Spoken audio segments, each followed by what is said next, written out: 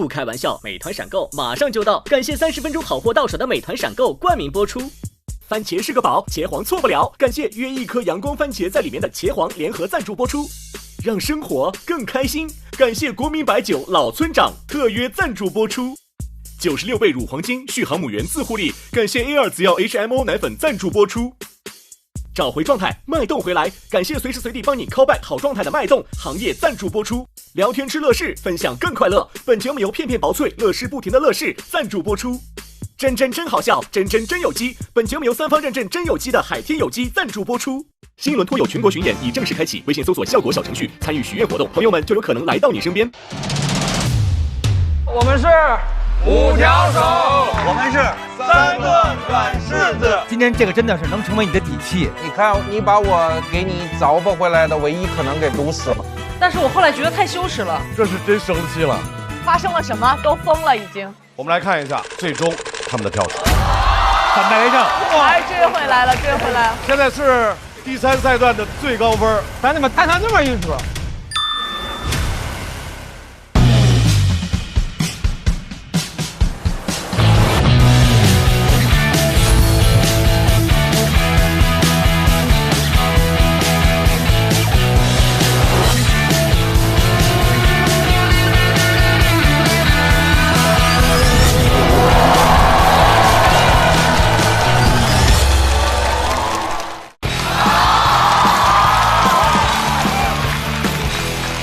不开玩笑，美团闪购马上就到，感谢快了不止一点点的下一代购物方式美团闪购冠名播出。番茄是个宝，茄皇错不了，感谢约一颗阳光番茄在里面的茄皇联合赞助播出。让生活更开心，感谢国民白酒老村长特约赞助播出。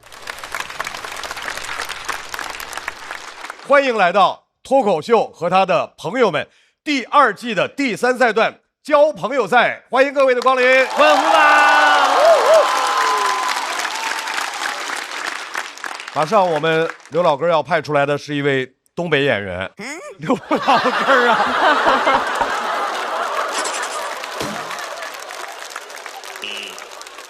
马上我们要派出的是一位东北演员，讲自己的消防员故事，讲的是活灵活现，让我们掌声欢迎二哥。二狗。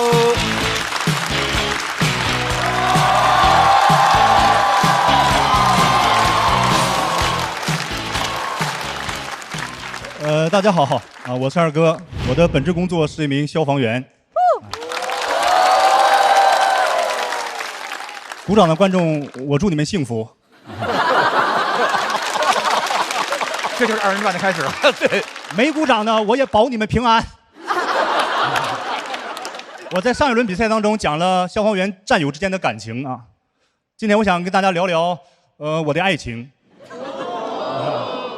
我老婆跟我一样啊，东北人，我俩很合适啊。我身高1.8米，她也1.8米。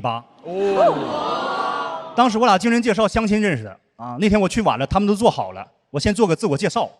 我说你好，他们都叫我二哥，以后你可以叫我二哥。他说他叫盛雪，我说那我以后叫你小雪。噌一杆站起来，你以后叫我大盛。大盛是女子短跑运动员。大学的时候选修过搏击和武术。我是一名消防员，一开始我根本没有把大盛放在眼里，直到有年冬天在我老家干了次雪仗，我彻底被征服了。他打雪仗老厉害了，他竟然不用雪。完了，我跑也跑不过他，然后他一个扫堂腿把我放倒，骑在我的身上锁住我的喉，完了还问我你服不服？我回答不了。但是从那天起，我就告诉我自己，我说大盛这个女人，我跟定她。因为我们消防员平时很少回家啊，家里大事小情都得交给另一半，所以我的择偶标准就是想找一个动手能力强的。大盛的动手能力很少让我失望，经常让我绝望。我记得有一次在网上我买了一个相框，想把自己家这个电表箱遮挡住，大圣给我发视频，说二哥货到了。我说你等我休假回家，我来安。这个东西它需要电钻。他说对呀，大锤属实不好用啊。然后镜头一转，我看墙皮都凿掉了，我忍不住就笑了。大圣怒了，我害怕了，因为这个表情打雪仗的时候我见过啊。我连忙说没有事儿，你整点乳胶漆、腻子粉和点水啊，你等我回去刮个大白就好了，很简单。大圣听进去了，晚上就给我发信息说二哥，乳胶漆、腻子粉和水的比例是多少？那天晚上我格外的想家。第二天早起我给大圣打电话，我说大圣啊，大白刮的怎么样？刮不好没有事儿，大不了咱们重新装修。他说二哥，咱俩想一块儿去了。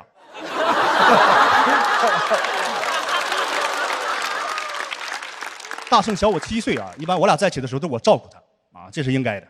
他一直想找机会回报我，功夫不负有心人。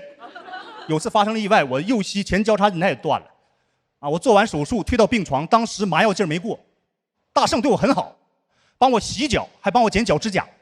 我俩当时有说有笑，我躺着看着医院那个天棚，我一句他一句，我一句他一句，我一句我一句我一句，他没有动静。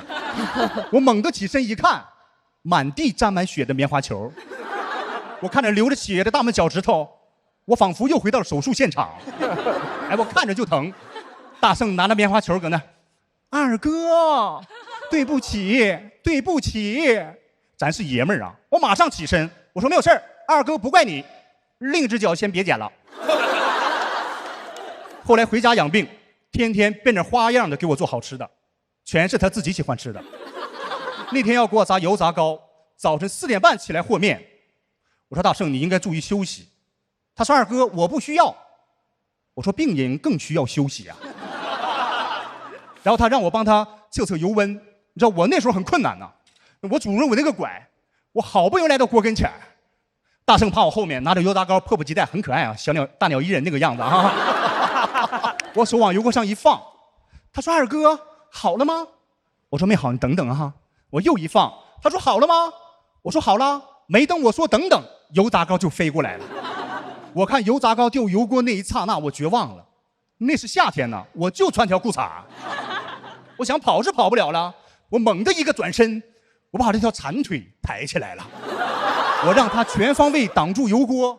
我想有什么苦难就可我这条腿造吧。当时烫了4个大包，还有油炸糕大了。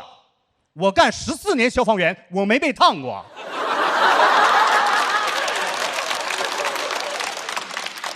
大圣拿着棉花球，二哥，对不起，对不起。那我看他那可怜样，我说没有事儿，二哥不怪你，怪二哥自己没有穿工作服。后来他又建议给我理发，我想这个建议让我感觉到害怕了。工具买得很齐全，圆规卷尺他都买，但他捎带买了瓶碘伏，这就很人性化。我喜欢大圣哪一点？做事情雷厉风行。我刚坐凳子上，头还没有摆正呢，歘一推子从后面就干过来了。我看着镜子，我说大圣啊，我感觉有点短。他说二哥，你就感觉短吗？你不感觉疼吗？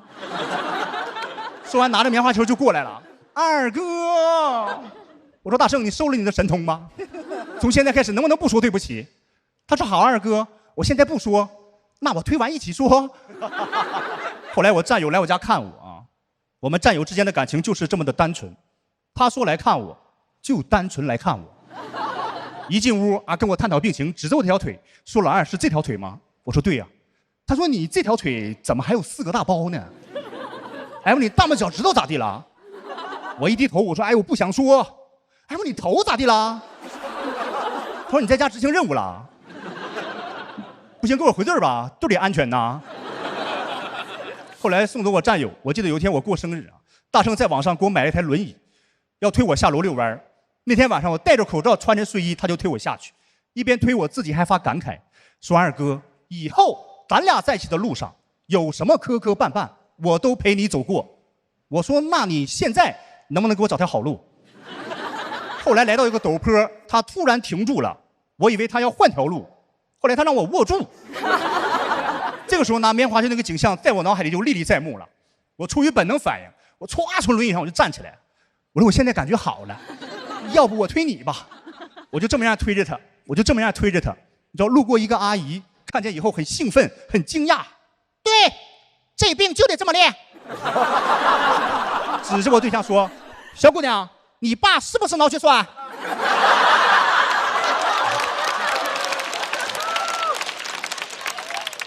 然后我跟大圣当时回去的路上，大圣突然跟我说二哥对不起，你看我给你整了一身伤。我说你说啥对不起？这是伤吗？这不是咱俩爱情的军功章吗？谢谢大家。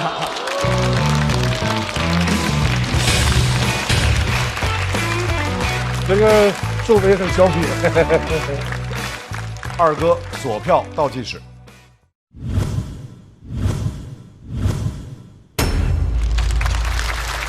二哥，你媳妇儿知道你要讲她的这些？知道。那回去得受重伤了。给她都看了。对，她的感想是，他说写的还是有点轻了。对，为什么第3轮会选这个内容？因为我一直就想讲消防员这些生活啊。其实我之前，我没结婚的时候，我那个老队长他经常跟我说，他说消防员不容易啊，消防员老婆更不容易啊。所以说，然后我跟大圣在一起之间，他经常的，他岁数比我小，他经常的他想照顾我，然后总是也是无故的把我伤害，但是我很享受这个过程啊。那是啊，对，因为他甜蜜的负担。对，我也不经常回家，所以我感觉什么事交给他，只要他开心就做，我给他兜底，就完事儿。很甜蜜的一段脱口秀。多炙热呀！我拍这个灯是因为每回二哥演的时候，都让我想起来就是二人转那种感觉吧，我就觉得特别开心。因为我在没有看脱口秀之前，一个人说笑话在台上说就是二人转那个样，然后我第一次知道笑尿了是一个什么感觉。所以说那个二哥演的时候，总是让我能想起来，就是好笑的那种热情在哪儿。而且一上来就说那个就是那个二人转的开场，对吧？观众鼓掌，对，鼓掌的，特别喜欢这种幽默感，所以说我就给了二哥拍这个灯啊，谢谢您啊。春春是想了很久拍的，有一点儿，因为我觉得前面两次二哥的那个笑点会更密集一点，这一次的我觉得他是走了一个还是相对温馨一点的故事。给我的感受，我觉得像是看了一个爱情的情景剧，对，觉得很美好。从作品的角度来讲，好像更多的表现了他那种做事儿比较愣，所以会出一系列那种后果，就有点顺拐吧，我大概是这么一个感觉，所以就没拍。对，但整个过程听的是非常愉快的。第一次二哥是在这个舞台讲与消防员的具体的工作无关的内容，开始讲家庭的幸福，开始讲他和自己妻子的相处。脱口秀不光是要犀利，脱口秀也需要温暖，所以再次感谢二哥给我们带来的精彩表演。要和二哥进行对战的这位朋友是一位新人，他最擅长的事情是什么呢？是用非常放松的肢体语言来表演他对这个世界的不理解。掌声欢迎小齐。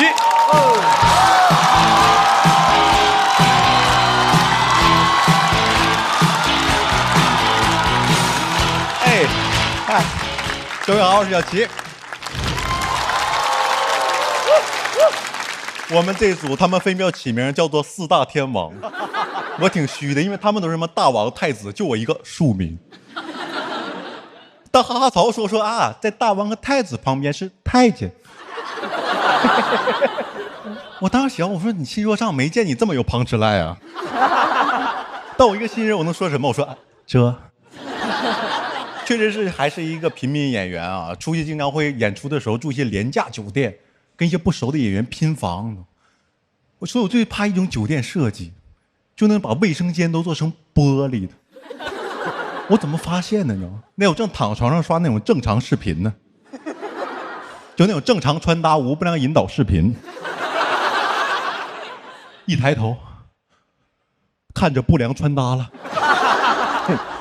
大哥有点怕了。因为我俩四目相对，我还带着我看美女的笑容。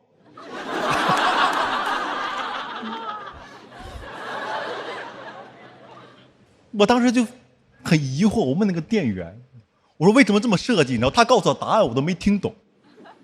他说为了让你洗澡的时候仍然能看到你的财物。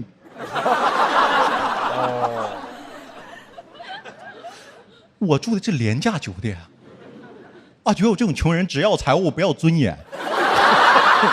真的，我觉得很多事情是你看到了保护不了是最难受的。我不知道你们，我洗澡的时候我保护不了任何东西，我只能保护我的隐私。他把我隐私拿走了，你说怎么保护？正洗着呢，一个小偷把我包拿走了。问题来了，追不追？我就这种穷人的经典困境，就是钱跟脸你只能要一个。我追的话，不能我擦干了，然后穿好衣服，然后爽肤水。小偷出国了。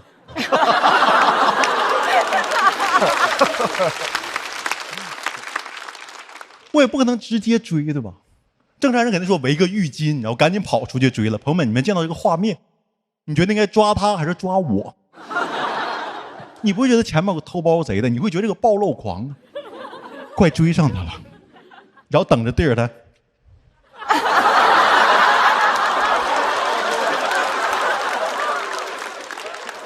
但编剧说我这个段子说的不对，说如果我在洗澡的时候进了一个小偷，说我可以直接跟他搏斗。我说是赤膊的膊吗？哎，我这么就搏斗了，我弱点也太多了吧？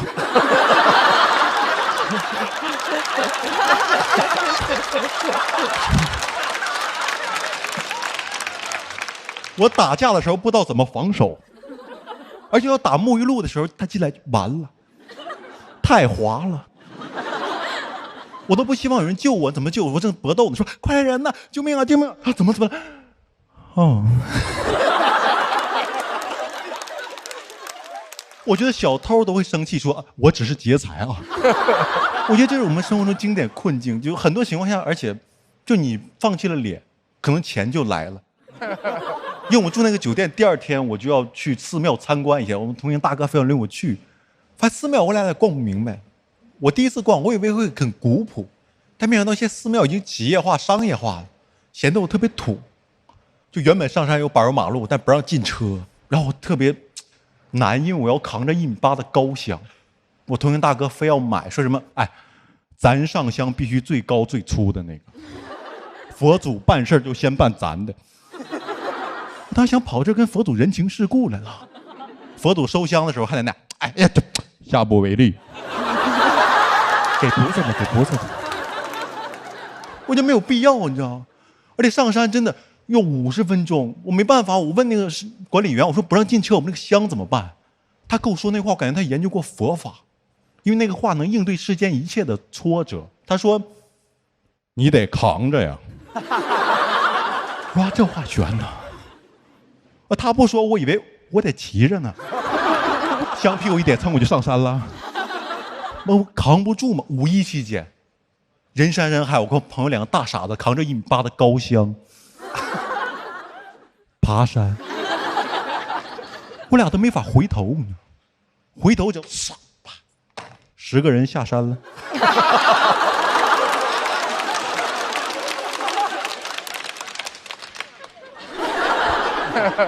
他就这么高，而且我正爬特别累的时候，我看一个车队上去了，你知道，我说不让进车吗？这是什么意思？他说啊，上面人家内部停车场，高僧的车上下班可以正常。我说不众生平等吗？而且这个规矩后来有的，我觉得最开始没有这个规矩，肯定是哪个高僧你要上班的时候堵车了，路怒了才有这个规矩。这我真想象不到高僧怎么路怒。我觉得肯定是那种什么，我阿弥陀佛的，会开车吗？个大施主，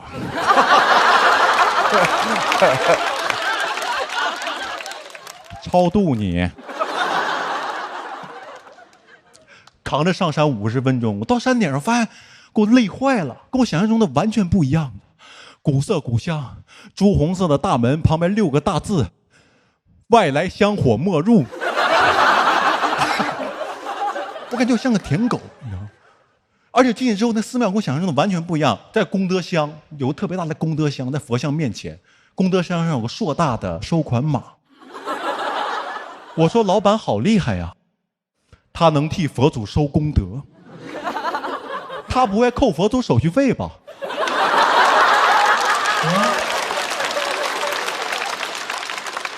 我觉得他做到了众生平等，谁来都2/1000，不管你是谁，你知道吗？所有人往里积德，他按月往外拿。门口还有人劝捐，说施主行善积德，积累佛缘，倒没敢给。虽然他着装规范，但是发型不符合规定。别说戒疤了，他还有刘海儿。而且更震惊的在后面呢，皮卡开进寺庙里了，下来2个和尚端着这个功德箱往皮卡后兜里开始倒钱。我当时很震撼，我不是那种较真儿的人，但是你备点人吧。我对他们的行业评价跟我们行业评价是一样的，就是我不在乎真假，但是你别穿帮啊！你不穿帮的时候，我想不到这些东西。我不能讲脱口秀讲到一半说，其实我刚才骗你们的啊，我可以光着追小偷。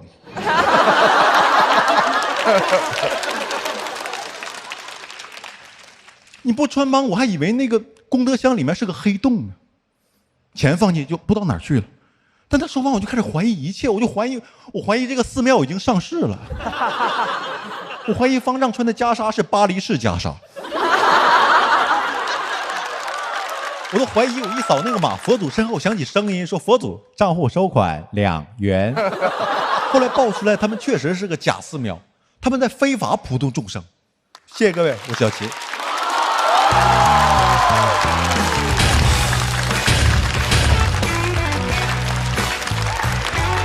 来，小齐的索票通道开启。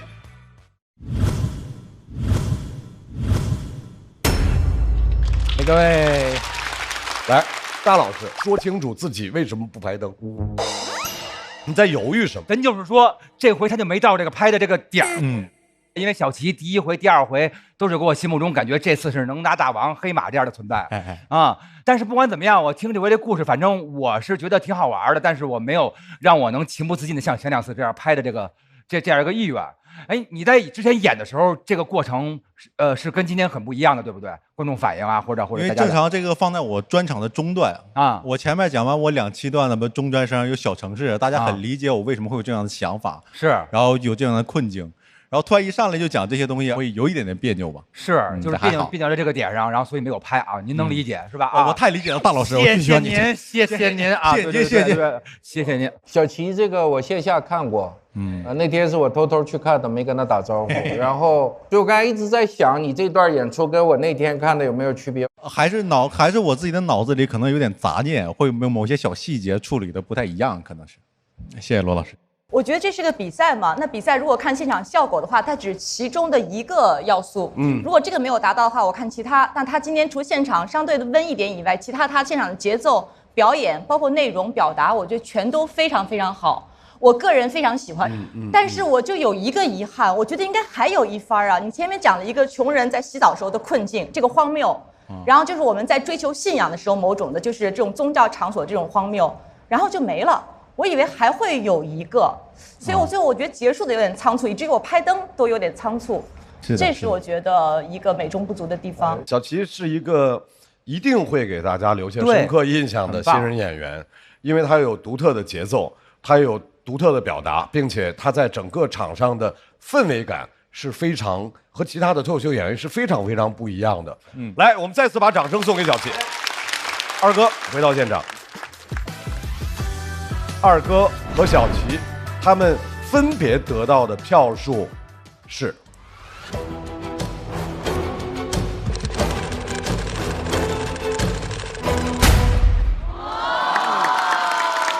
二哥195，小齐236，再次把掌声送给2位。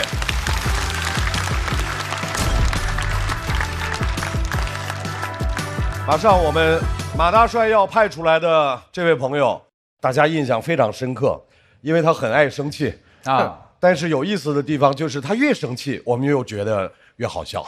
掌声欢迎邱瑞。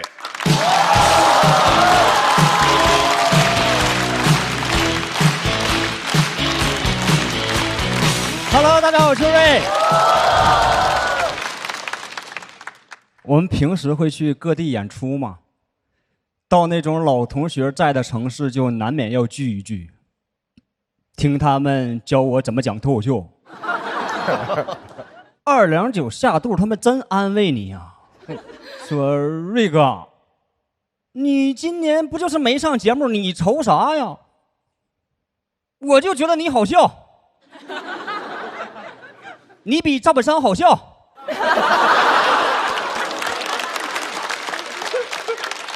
你早晚也能上春晚。我说我上过了。这话你不想听也走不了。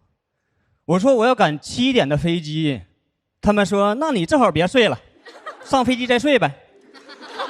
感觉就算我说我早起要高考，他们也会说正好别去了。你们明星不可以去定向委培吗？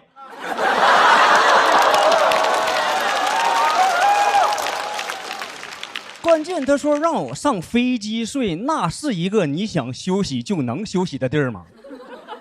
你说你去机场睡一会儿吧，大机场的登机口又特别远，就浦东机场那个 H 口，通道比我命还长啊！我不知道为啥我每次都到机场了，想去那个 H 口还要坐一段地铁啊！我心想我不是坐地铁来的吗？你们修地铁的时候就差这一段？你要修到沈阳，我就不坐你飞机了吗？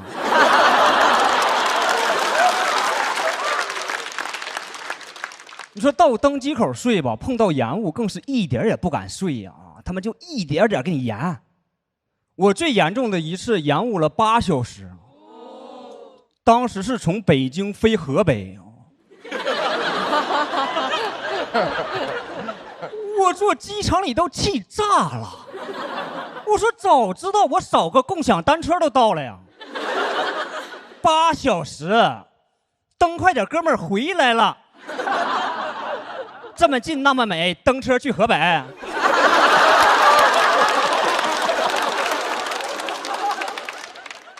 而且我觉得他们解决延误的方案也特别不合理，就是让你去买那个延误险。凭啥你迟到了这么长时间，我想赔俩钱还得先花钱买你这个保险哈？哎，按照你这个逻辑讲以后我上班迟到了，老板不应该扣我钱呢？他得先去买保险吗？下雨天我们还不理赔他？阴天起不来属于不可抗力嘛？我现在坐飞机就会报复性的买这个延误险我精打细算过。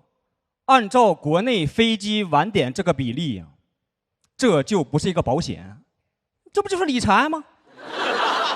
咱买啥玩意儿，它能20块钱，40%的概率变成200啊！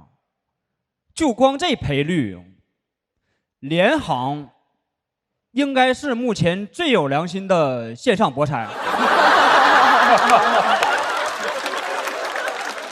他要不是限额只让我买20块钱呢，我想把我工资都压上，咱就 all in 这个上海到深圳的 MN7386。这是真生气了。两边梅雨季一来就数钱吧。机场里没有对延误的失落大家对着窗外就唱就让这大雨全都落下。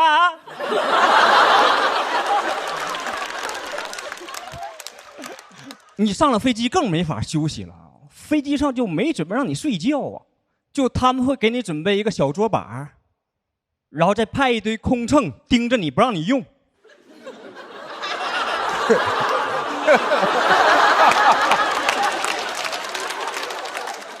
给你放一个遮光板你一睡着就打开它。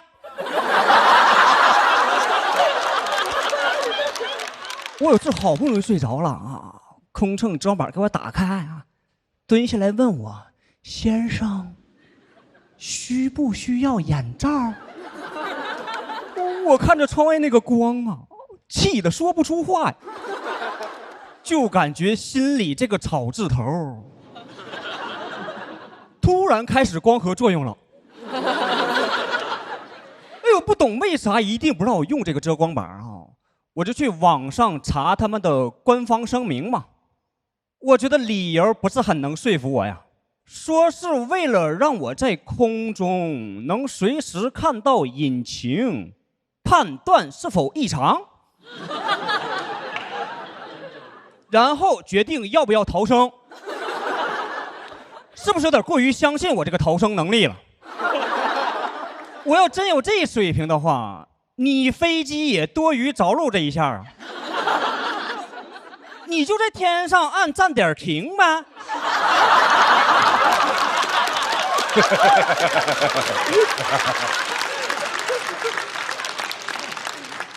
机长一边开飞机一边喊：“上海要到了，没有下单。”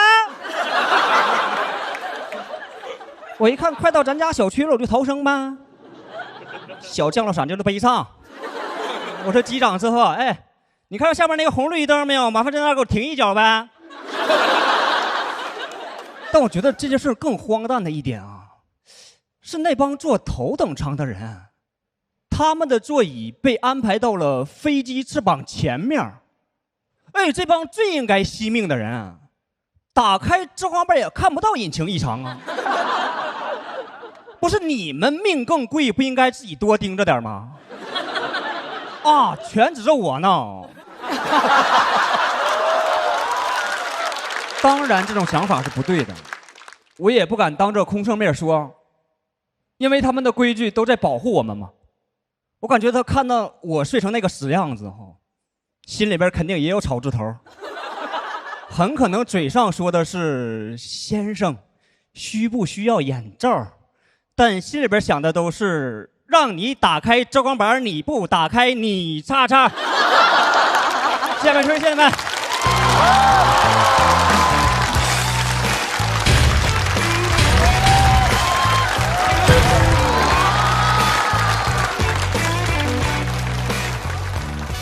秋瑞索票倒计时，来，掌声送给秋瑞。秋瑞，当你大声地说出来了航班号的时候，我和大老师互相看着说：“哇，这是真生了大气了。”对，那天怎么了？哎，那是个编的，那个我们特意规避了，没有那班飞机啊。哦，另外一个问题就是打开遮光板让能看到引擎，这个理由是真实存在的理由，对不对？我去网上查的是这个理由。真是这个啊。嗯。我们自个儿看见了，能怎么样啊？是啊，我上飞机那一刻不就把命给你了吗？对吧？对呀，所以这不真生气了吗？不是这个事儿特别奇怪，每个航空公司都有一套说法。就是我之前在美国出差的时候坐飞机，全程它就都关着那个遮光板，早晚就是全程，起飞降落什么全是关着。然后我觉得有点闷的话，我就开了一点缝。觉得有点闷，那也不透气啊，那个东西有点闷还行。眼睛觉得眼睛有点闷啊。我以为您那个飞机能开窗户呢。打开窗户，打开窗有一个眼儿，然后出一吸管出去，这么着一直在说。但我的确观察过那个引擎，有一次可能深夜开的时候，那个引擎不知道为什么它会像爆炸一样不断的闪光，有那红灯，那个嘣嘣那个不是红灯，你感觉是那像有火光一样，我就很紧张，我还跟那个空姐说了，我说这什么情况？还拍《西游记》呢啊！大的云里头全是光，对，感觉特吓人。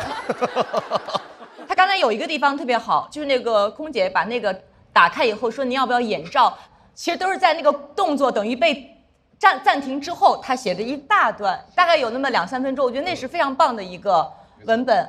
我觉得每次秋瑞的表演，他的这种生气状态都会激发我们每个人去想共鸣。我生活当中遇到的那种不合理的，我觉得这就是秋瑞每次脱口秀最大的贡献。是。秋瑞每回演的时候，他生气的那个点，他老停那，然后大家一块笑，哎，是这样，是的，跟着一块生气，那个点特好玩。没错。我生气的点还在浦东 H 口，因为这个确实是我有共鸣的。浦东、北京大兴，还有天府机场，还有那种就是你过了安检就能看见那个口，从来这辈子没在那儿登过机，你发现了吗？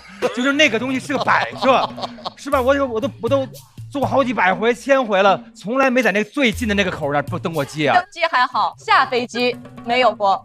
我有想过一个解决方案，一个行李箱是带那种电动轮的，坐在上面，它不就可以解决这个问题吗？但是我后来觉得太羞耻了。哦，对，有好多人那种上台对对对大姐穿一大裙子，直接在这飘过去的上课那个。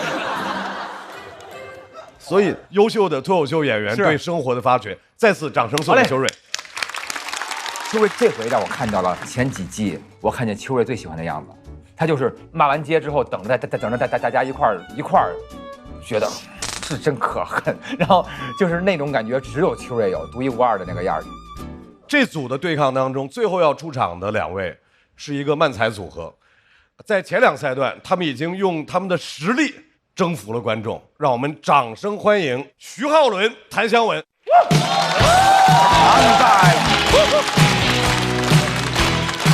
嘿嘿嘿嘿嘿嘿哈！Hello， 大家好，我是徐浩伦。Hello， 大家好，我是谭湘文。啊，马上就要到暑期了，是，很想来一次说走就走的旅行啊，想去旅自由。哎呀，马上就要登机了，开心啊！欢迎登机，你好，欢迎登机，你好，欢迎登机，你好，欢迎登机，你好，欢迎登机。哦，我们这边是贵宾通道，稍微等一下啊。欢迎登机，好，欢迎登机，好，可以起飞了。等一下，我没上去嘞。哎，你不能飞机全是贵宾吧？我也想成为贵宾。哦，想成为贵宾？对，不是贵宾犬，晓得吧？这。神经病啊！你是？我想成为 VIP 哦 ，VIP 一个人包了机了。你还想一个人包机了？对，就一个人体验飞机。我一个人 OK， 欢迎谭先生登机。哦，你好，这边是您的座位。好的，帮您把行李放上去。好嘞，包也放上去，把礼也放上去。我不上去啊！我在这里蛮好，我不上去躺板板，好不好？好。谭先生你好，欢迎乘坐本次航班。我们的飞机会在待会的安全演示以后开始起飞。好的，请您稍作等待。没问题。女士们、先生们，欢迎乘坐本次航班。如遇什么紧急情况，您的左手会多了一枚氧气面罩，您的救生衣在您座椅的正下方。Ladies and gentlemen， 在你的左手边。在我的左手边有什么东西啊？这是什么口音啊？双语，为什么这2个我都听得懂？是为什么呢？我不晓得，可能有国际友人。没必要，我的包机对说中文就可以了。哦，女士们、先生们，接下来是一则飞机广播。美团闪购30分钟送达下一代购物方式。哎呀，还是个商务舱呢。谭先生，欢迎登机。好，就是遇到什么紧急情况，请您不要慌张，请您做好安全逃生姿势。蛮虔诚的在这里啊。哪里安全了？双手抱头，好不好？更加丑了，知道吧？随便，快点起飞吧。请您稍微等待一下，因为您是包机，还是要介绍一下本次的机组成员。没问题。我是本次的乘务长，这位是 Cherry Pili。Cherry Pili 是本周的接榜歌手。有毛病吧？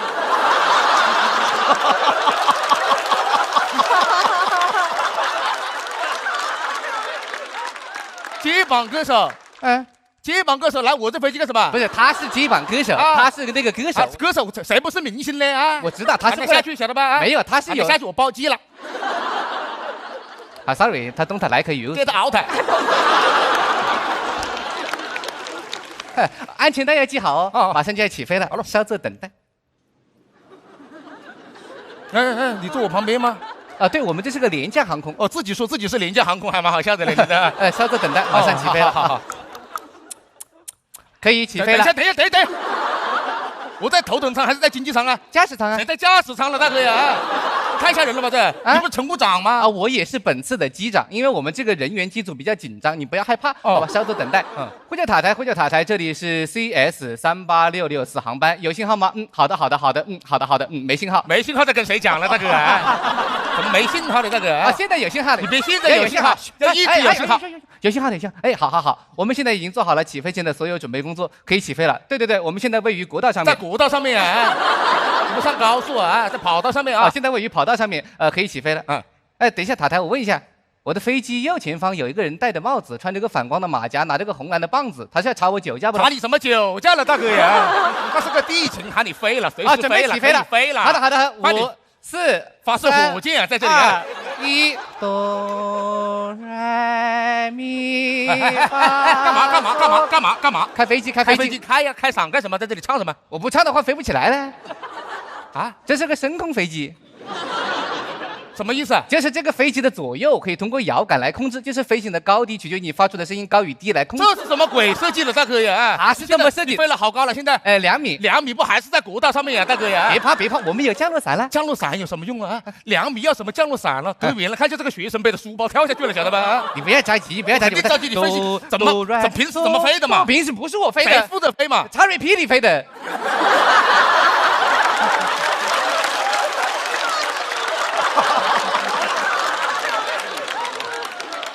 你的肩膀歌手负责你飞行的高度的呀，那不然我喊他过来干嘛的？没有这么搞的吗？你把他赶走了，怎么飞嘛？现在反正我唱不上去了。要不你试一下？我不是飞不起来就没办法，那就飞1米，那就别飞了。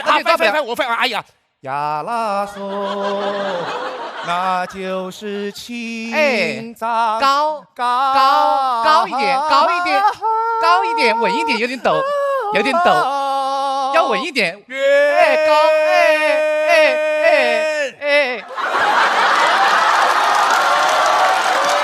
可以，飞起来了没？飞起来了，飞起来了啊！可以，你这飞机没我都飞不起来，吓死个人了，知道吧？是。你刚才真的相信了？你什么意思了？你是？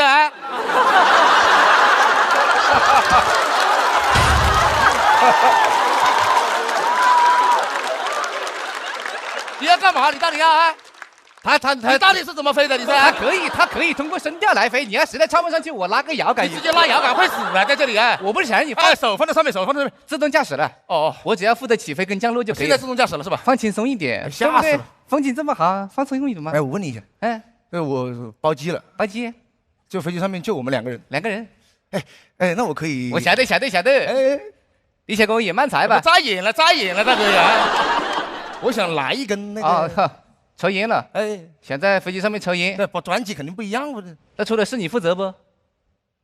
你说不能抽嘛？你不抽不？你没点常识是为什么？我以为专辑不一样。想抽别个下去再抽。好，飞机上能抽烟。等一下到点了，给你发飞机餐了。我不饿了，我饿了。你发。来，腿收一收。2个人推什么餐推过来了？你看你吃什么？有什么呢？有一个中式的，还有一个西式的。中式的是牛肉饭，西式的 beef rice， 没得选了，大哥呀，随便喽。随便是吧？随便喽。好了，起明火啊，在这里啊！你疯了是吧？现炒啊！你不如让我在这里抽根烟算了，晓得吧？不吃了，不饿是吧？我不敢，晓得吧？哦，我以为你推个餐车推个灶台过来了，在这里啊。哦，哎，我想起个事情。什么事？你上飞机之前，我是不是没给你做安检的？老子都飞到平流层开始做安检了，那总比不做好嘛。你刚刚起明火都没事了，大哥呀。那我有什么其他的安全隐患呢？我那个要例行检查。查。行李箱在哪里？这是行李箱是吗？密码锁啊？对，我猜一下。我告诉你快一些好不好啊？3个3。哦，1 2 3，1 2 3。哦，东西蛮多。我问一下，就万一查出那种不能带的怎么办呢？丢掉。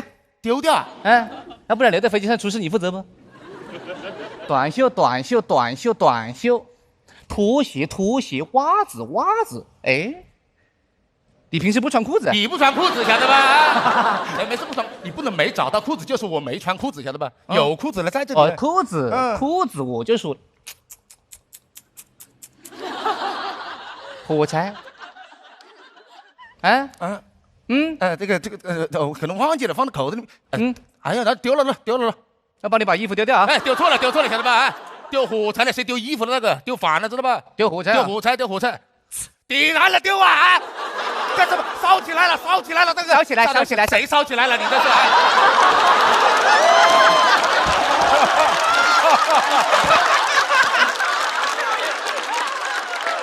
你快点哦！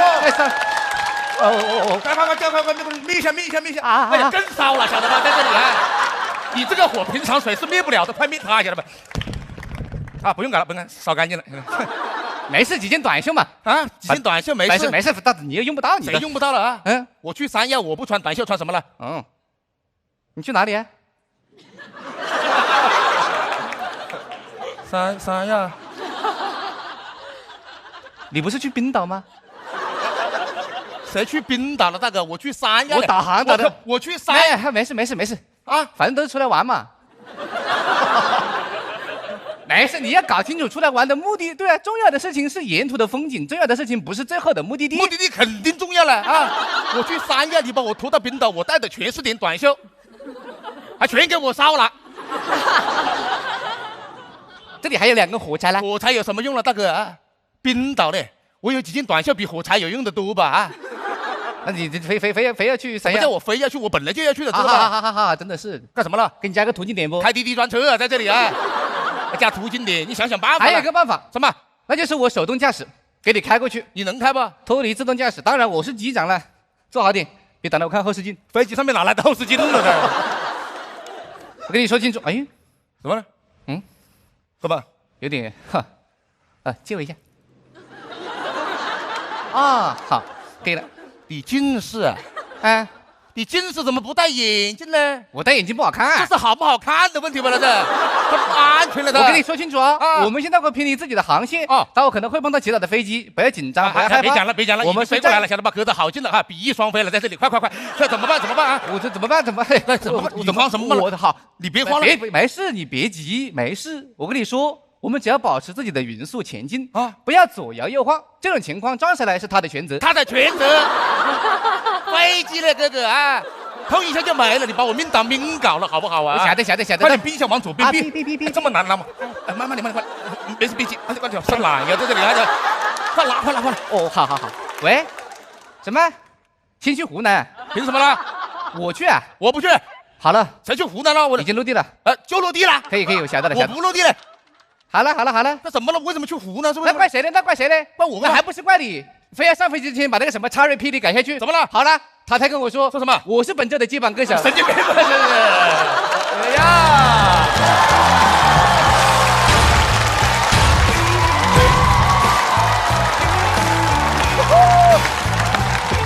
还得是人家慢的，人多力量大。姚浩伦、谭湘文锁票倒计时。来，再次掌声送给2位，谢谢。你拍的点是什么，大老师？我最后拍的，我接榜歌手当然要拍，就是什么都往里搁呀，太好玩了啊！中间那块那个唱那个青岛高原的时候，我以为这个东西行吗？是没弄住嘛，然后结果突然间来一个那个，我觉得特别有意思。就是为什么能想到把这些接榜歌手这些都放进来？对他们，反正这个形式什么都往里搁哈。想到什么就加什么呗。是，你不也进去过吗？我们段子里面，你要不开门看看门口站的是谁呢？谁？张绍刚啊！谢谢你们。这回是怎么对账的？你们不是说每回都要跟上次对账吗？去年第3期是开车，对，是开车啊。这回是飞机哈。飞机，太好玩了，太厉害了。是在那个青藏高原之后反转那个地方你拍的？对，那个深空飞机这个太荒谬了，太荒谬了。前提很废，对，他们所有的表演都会让人在真实荒谬真实之间反复的这么游移。于是对他们最大的考验是，到底那个荒谬的程度能飞到多高？而他们俩里面会有很多的细节，这里面有3个地方是跟之前那个像 callback 一样，讲到我烧起来，然后他往身上倒水，还有说沿途的风景，这些都是以前曾经提到过的一些点，我个人非常喜欢。然后因为他们俩总是特别一本正经讲很荒谬的东西，我会相信。他刚刚讲那 Cherry Petty， 我说这是哪个歌手？他根本就不是个歌手，没有这个人。对，所以我刚才我就会完全的带进去，这是他们特别牛的那个地方，我很喜欢。他们是典型的那种在他们自己作品里没有表现到最好的时候，也过了那个拍灯的线。是那种所谓超一流的选手。对，他们2个鼓励了我，我一直有一个梦想，就是我坐飞机的时候，下回我一摁那个叫那个服务员的灯，然后服务员过来问我说：“先生，你需要什么？”我说：“给我你的尖叫。”然后给我你的尖叫，然后。你每台飞机只能坐1个这种人啊！然后在这他们俩这直升机坐着，就是感觉其实因为他们2个啊，就是有时候看这种荒谬的东西，就让你能活得更勇敢一点。因为生活总是告诉你好多东西就不能干，对吧？然后他们突破了这些框架之后，就能感觉你能就说活着，既然只是活着，那我为什么不能更有趣一些呢？别人认为的荒谬，我既然做了，那我自个儿很开心呢。其实他们能给我一种这种往那边多走一点的勇气，我觉得这种挺好的，更热爱生活。太棒了！来，再次把掌声送给2位。同时，要回到现场的不光有邱瑞，还有2队的所有朋友们。来吧，来喽！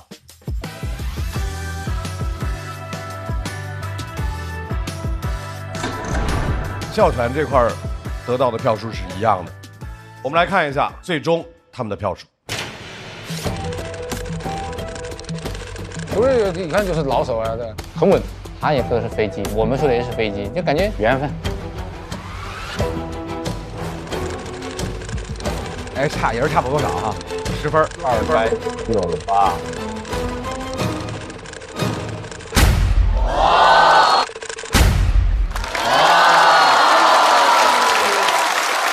其实很接近，只差了10票。哇，真准！我第六感超级准啊！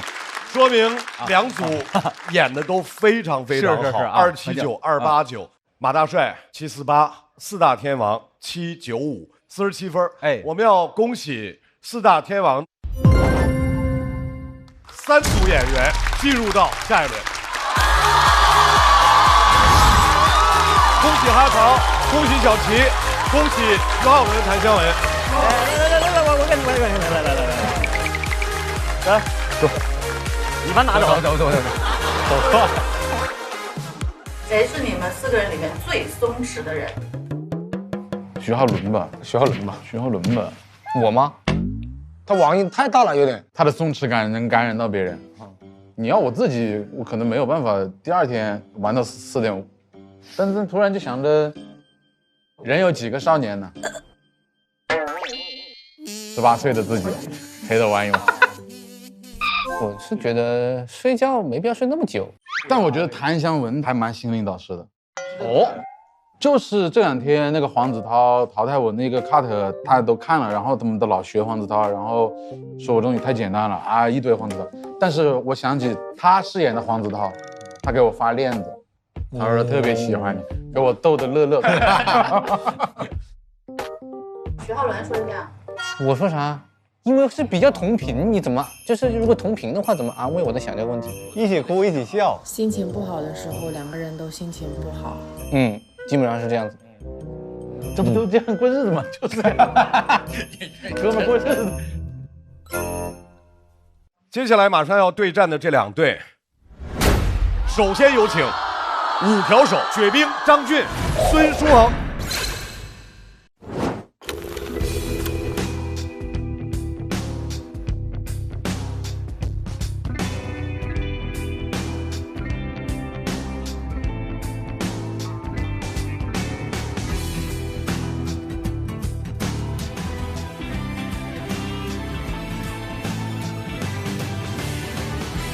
把我摘下来啊！不好意思，对不起。我们是5条手，欢迎来到残联的夏天。耶！我想说一下对方的优点。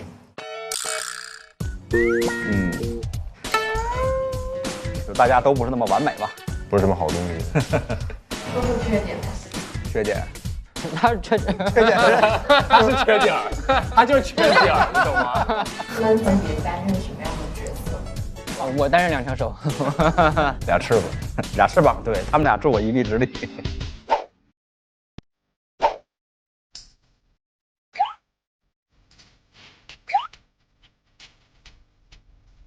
吃饭吗？整面，我给你臊子做好了，行吗？加面条，行吗？啊，行吗？女士吗？臊子，你是带汤还是不带汤？橘子红酒过日子，很不讲究，我就有。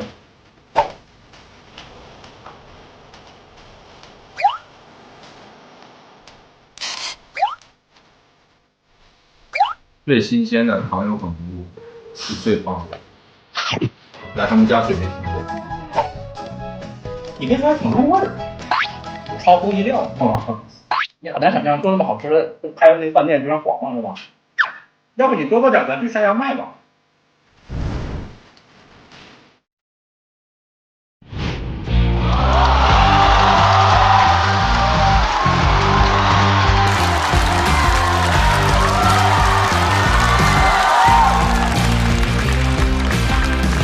好了，大家好，我们是5条手。我们的口号是欢迎来到残忍的夏天。热烈的掌声欢迎3位。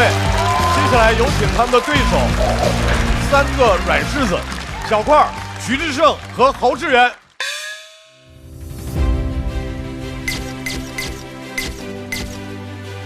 开花今天是倾巢出动，今天就是开花所有的演员已经正式跟大家亮相了。3个人的公司就没必要谈自己了，比较扁平。我们是以实力排名，现在就是侯总，这是我们的文化运营官，这谁有？他是被我们道德绑架，不得不跟我们绑在一起。我觉得赔再多钱我们也愿意。我们发现了脱口秀界的无价之宝。哎呀，3个软柿子，小侯觉得谁是最软的柿子？我觉得这怎么说？这怎么能直接让我说老板呢？我回避一下，要不然。我觉得有一些柿子呢，它软，但是它甜。对，你怎么知道块儿哥有糖尿病的？上过班啊，上过班。开花的经营理念是什么？开花的经营理念是什么？我也想听听。我也还没有了解到这个。对，我赶紧编一个。现在这个稿的进度怎么样呢？我这边截止到昨天是修改到第8版嘛，第8个版本了。不撒谎。哎呀，我现在总共有6个字儿。而且第1版还没出来呢，而我就先不说我了。猴哥对我们俩有啥关心的吗？关心2位的身体健康。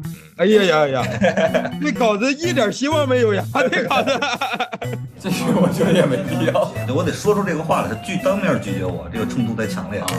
对你那么说的话，这种看这老板跟员工的交流方式，哎呦喂！我现在就不知道他是真心觉得行。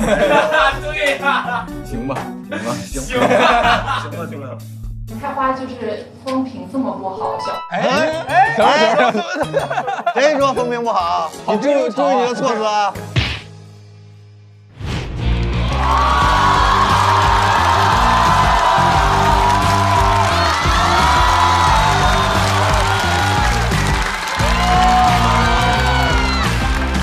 我们是3个软柿子。3个软柿子，你我一柿子，带刺儿的柿子啊！我问一下这个软柿子代表徐志胜先生，你们最后挑和他们组进行 PK， 内心的真实感受是？因为没人挑我们，因为他们挑的时候都说我们找个强的打，然后就把我们2组剩下了，还挺伤心的。哦，那小侯同学，因为你们是一个俱乐部嘛？哦，他们一个俱乐部的，他们一个俱乐部的。小块和那个徐志胜都是老板，你同时和2个老板一起演出的内心真实感受是？救救我！救救我！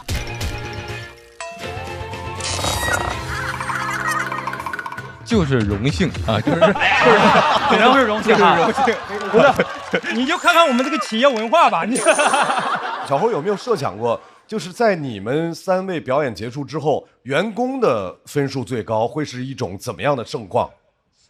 那是我应该努力做到的。哎呦喂，这公司打压的可以啊，这员工已经这么会说话了啊。朱恒，你们组最高分的 KPI 扛在谁身上？暂且扛在我身上，然后我们是倒数第2，所以就是我们是自动匹配到了他们。咱们就直接打比赛吧。行了，开始了，精彩就要来了。首先要派出人的是5条手队，5条手队要派出的这位朋友，真的我跟你讲，叫只手空拳闯进了第3轮。本来以为他是留了1手，没想到是1手接1手。让我们掌声欢迎雪冰。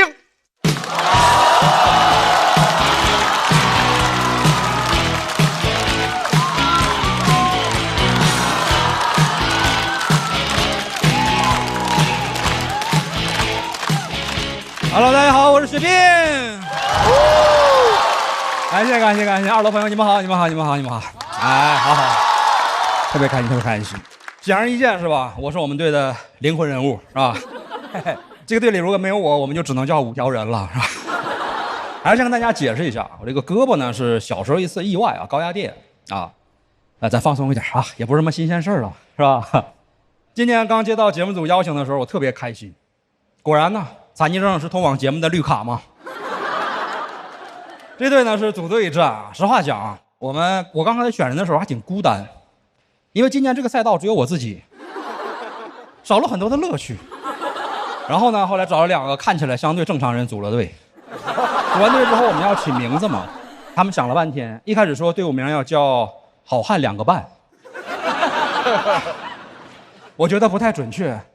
我说我好歹也算3/4吧。后来是我想的5条人，啊，5条手。他俩当时笑得比你们还开心，是吧？果然呢，我说太有人性的，跟我当不了朋友，是吧？我觉得真的冲我们这个名字啊，已经赢一半了啊！我甚至觉得有点胜之不武。算了，索性我就当让他们一只手，啊。前几天跟一个已经淘汰的朋友聊天，他越聊越激动，看着我的袖子，突然来了一句：“还是你这玩意儿好使啊！”我说：“你要是那么羡慕，你也可以来我们赛道嘛。”这轮讲讲我小时候的故事啊！我大概是小时候5岁的时候吧，经历了一场意外。当时其实面临着一个很难的一个困境，就是我要在不到1年的时间啊，学会写字，才能顺利的上学前班。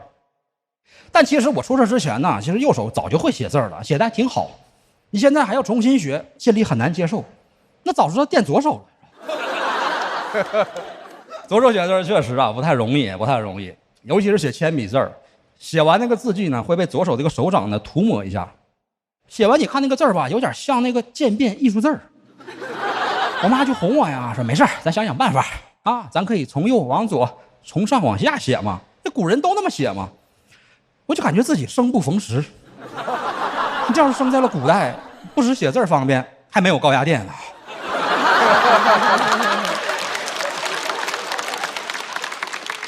当时其实岁数小啊，没有耐心，练不下去，经常是练一会儿吧就哭啊就闹啊。我妈想办法哄我，就给我塞一块糖。哎呀，咋说呢？左手越练越灵活啊，身材越练越饱满。别人以为我练成左手呢靠的是毅力，其实靠的就是条件反射。之前我还跟我妈聊过，我说哎，那个时候你跟谁学的？挺有招啊。我妈说可不嘛，我看那电视里边警犬都是这么训练的，是吧？可能也是那个时候我妈把我训练的太好了。很快啊，就是很多事都能自理了，也没有觉得自己呢跟身边人有什么不同。上了学也是很快跟同学打成一片，挨过打也打过别人。其实那个时候啊，小孩呢岁数小啊，没有那么多的这个想法，心思很单纯，也没人觉得我是弱势群体啊。我呢虽然是拳脚上吃亏，但是体格上占优啊。你毕竟那么多年的糖不是白吃的嘛。但是呢，甭管我跟谁打架，我看起来都像是那个受害方。有时候即使是我打赢了，老师过来也得训斥对方，说太不像话了，你怎么能欺负人家雪冰呢？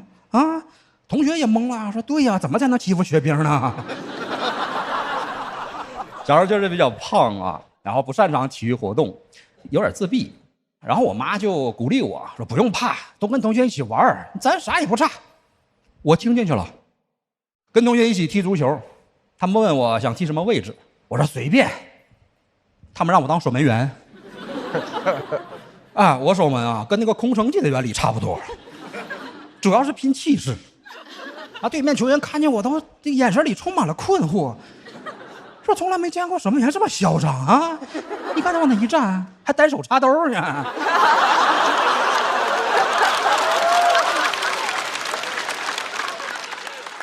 实话讲，我其实心里也慌，没办法呀，我就赌一次，我就赌我家后卫啊不会让这个球进入禁区，我还赌对方球员吧有道德，他不好意思踢我右路。但是我没料到的是吧，就我家后卫也想看看我是咋守门的。那小孩踢球哪有道德呀？那天比赛很精彩，咋说呢？40-0，有一半还是乌龙球。那些年真的，我妈妈一边是鼓励我要勇敢自信，又一边默默地保护着我。每到过年过节啊，就偷偷给老师呢送礼，让老师多关照我，然后还会给一些同学呢买零食，让他们带着我一起玩。哪有什么岁月静好啊？也不过是我妈替我默默行贿嘛。其实啊，我敢站在台上讲脱口秀，也得感谢我母亲啊。之前有一次学校举办演讲比赛嘛，我妈鼓励我参加，我不敢呐，也不会演讲。我妈说不用怕，那玩意儿简单，就像咱家过年嘛，酒桌上订个祝酒词一样啊，主要是气势。我教你。她一句一字教我，哎呀，不止教会了我自信，还教会了我错别字跟大舌头。她这么教的，说人有悲欢离合，月有阴阳圆缺，世事古难全。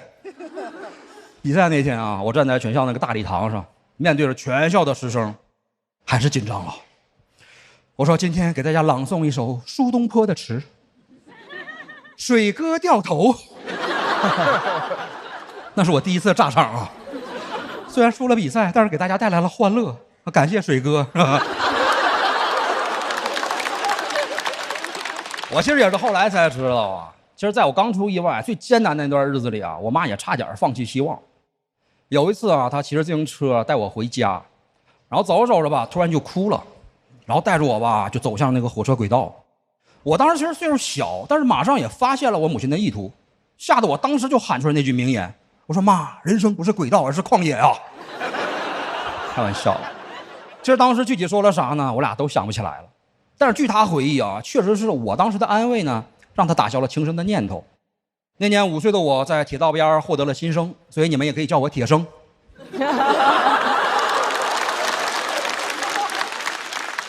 现在啊，母亲已经退休了，哎，她虽然已经知道我能够自力更生了，但是还是不放心，一直在偷偷给我攒钱，总说啊，等一天科技进步了，给我装一只那种特别高科技的假手，哎，假肢嘛，就像是科幻电影里那种，可以上天入地，无所不能。我说妈，那倒也不用，你毕竟吧，我讲脱口秀，这玩意儿好使。如果有一天啊，真的装上那种假肢呢，哎呀，我只想给你一个完整的拥抱。感谢大家，我是雪冰。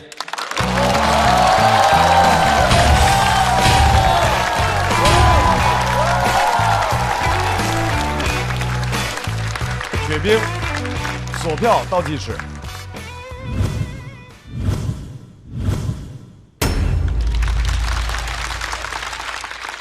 雪冰因为这几次的表演都特别的轻松活泼，他每回上来这个事儿吧，就说每回上来都要说那句是吧？说大家不要紧张，然后怎么着泄这劲儿，没办法，得接。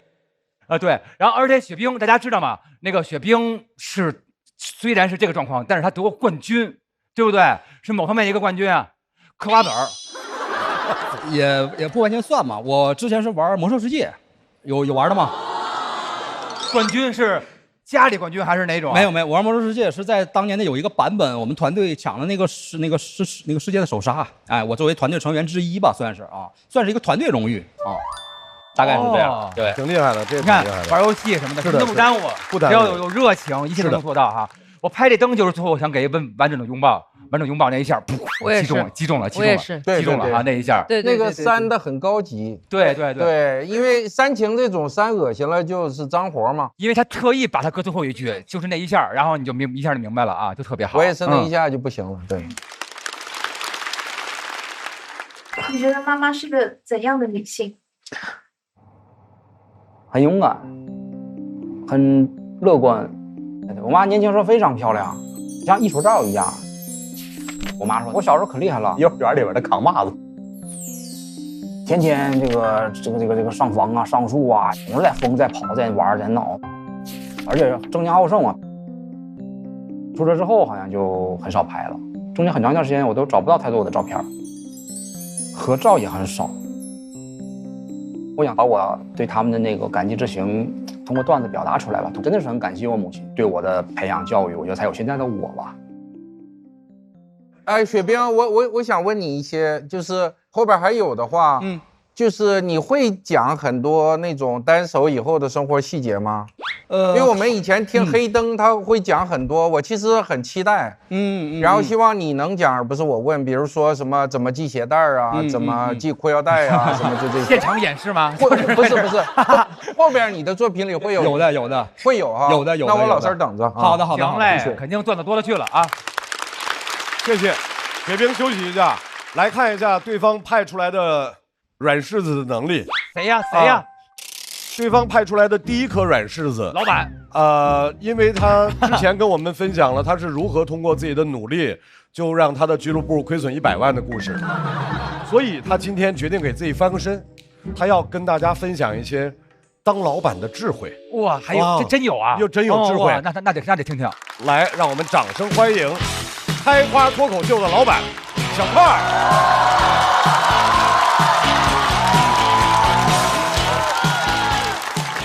大家好，我是小快。我身体健康，精神正常，原生家庭幸福，没上过班，还有点小钱。就你们这个反应就能知道，我这个条件是很难在这个比赛中突破第一轮的，因为脱口秀比赛讲究的是幸福者淘汰啊。直到去年开了家俱乐部，叱咤商海，今年已经走到第3轮了。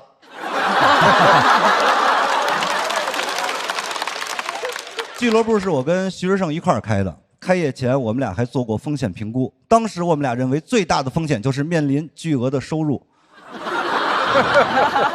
人性经不住考验啊，财务容易出现问题，所以我们俩运筹帷幄，提前布局，毅然决定在没有任何财务进账时先招一个财务。他还提醒我千万不要怕花钱，一定要招最好的财务，所以我发聘那个职位时直接就选了财务的最高级别，财务总监。面试那天来了一个大姐，非常的专业，穿了一身职业套装，我穿的也是职业套装，洛杉矶湖人队的球衣。他进门说：“你好，我叫丽丽，来面试财务总监。”我说：“你好，我叫小快，首席执行官。”当时他的眼神都变了，开始上下打量我的湖人队球衣。我说：“怎么，你是勇士队球迷吗？”他说：“不是，我从来都不看足球。”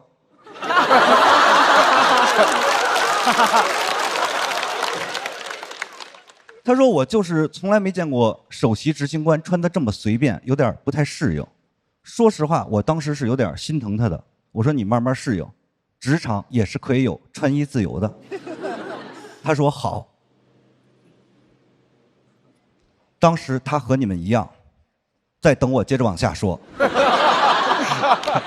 但我是第一次给别人面试，已经不知道该说什么了。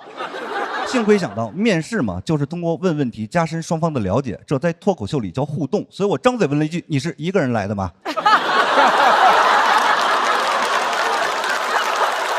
给他吓了一跳，说你要干嘛？我说您别紧张，职业病犯了。这时我意识到不能再互动了，互动的越多，暴露的越多。我天生就是当老板的料，懂得把问题抛给员工。我说你有什么想了解的，可以问我。朋友们，我说脱口秀已经8年了，这个行业里没有什么是我不知道的。结果丽丽一个问题就把我干懵了。她说：“请问贵司的组织架构是什么？”不是我跟你们吹啊，这是我人生中第一次听到组织架构这个词，只能硬着头皮说，我们是一个脱口秀组织啊，主要的架构是铺垫和梗，有时候为了上节目也会加一些犀利的观点，咱最终都会以强行升华收尾啊。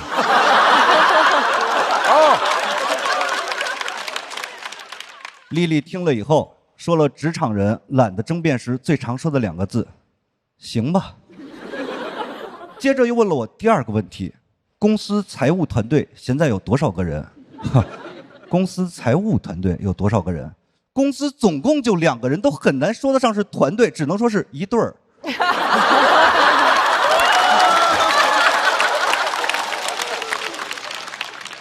我不知道你们有没有过那种时刻啊，就是你知道答案，但是你说不出口。我只能用一种比较婉转的方式说，我们还是一个初创团队。丽丽的职场经验确实丰富，一下就把我看透了。也就是公司现在还不到50个人，对吧？我说确实是没有那么臃肿啊。当时我就觉得这些大厂出来的人吧，认知还是有待降低啊。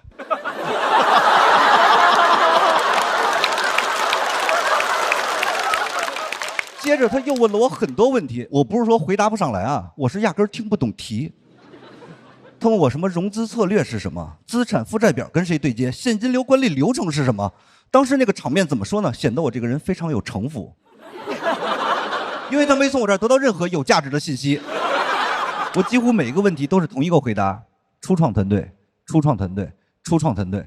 老板嘴中的初创团队，就是员工嘴中的我不会，但是我可以学。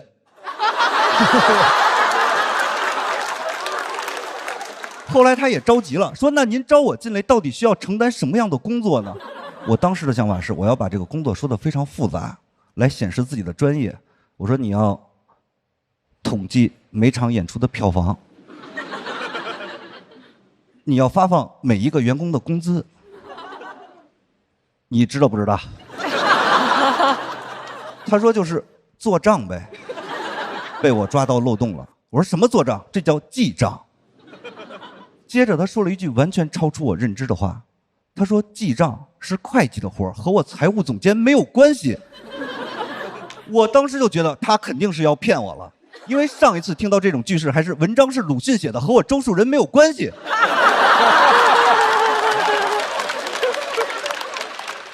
接着他非常不解地问我说：“你这点活招一个会计就可以了，为什么要招一个财务总监呢？”我就跟他捋了一下我的逻辑，因为在我的概念里，财务就是会计更体面的一种说法啊，就像设计师是美工更体面的说法一样，就像脱口秀男演员是歪瓜裂枣更体面的说法一样啊。少最多呀！为什么招一个财务总监呢？你们去过理发店都知道啊。这个总监就是能力最强的，我倒是想招一个财务店长，没有这个选项啊。丽丽听完了我的解释以后，对我的工作能力表示了极大的认可，说：“你可真幽默。”接着她跟我详细的解释了一下会计、财务总监的区别。我当时就想，哎呦，她懂得可真多呀，这个人我要定了。我问她：“你愿不愿意加入我们开花脱口秀？”丽丽说了一句求职者很少在面试时主动说的话：“今天先到这儿吧。”啊。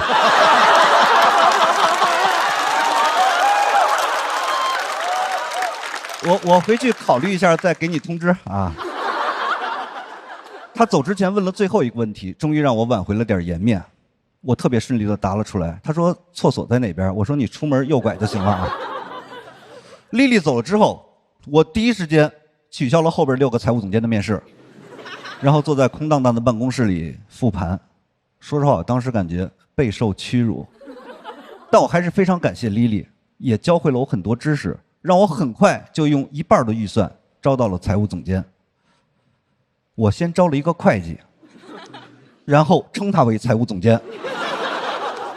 我后来经常给其他的朋友讲这个故事，因为我觉得这个故事体现了我在挫折中成长的人物弧光。直到有一天，一个做财务的朋友跟我说：“以你们开花的规模，应该找的是代理记账，3500就够了。”我说：“那也没差太多呀，我也只给我们财务开了5000一个月。”其实我开的是8000，我只是不想承认作为资本家，我是被剥削的那一个。这个财务的朋友说：“3500是年薪。”那一天我才知道，我确实不是那种精打细算型的老板，我是苏格拉底型的老板，因为我唯一知道的就是我一无所知。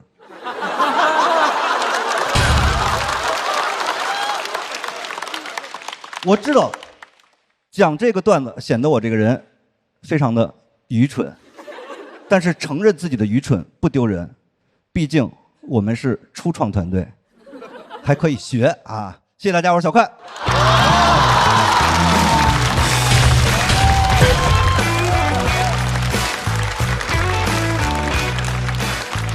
小快锁票倒计时。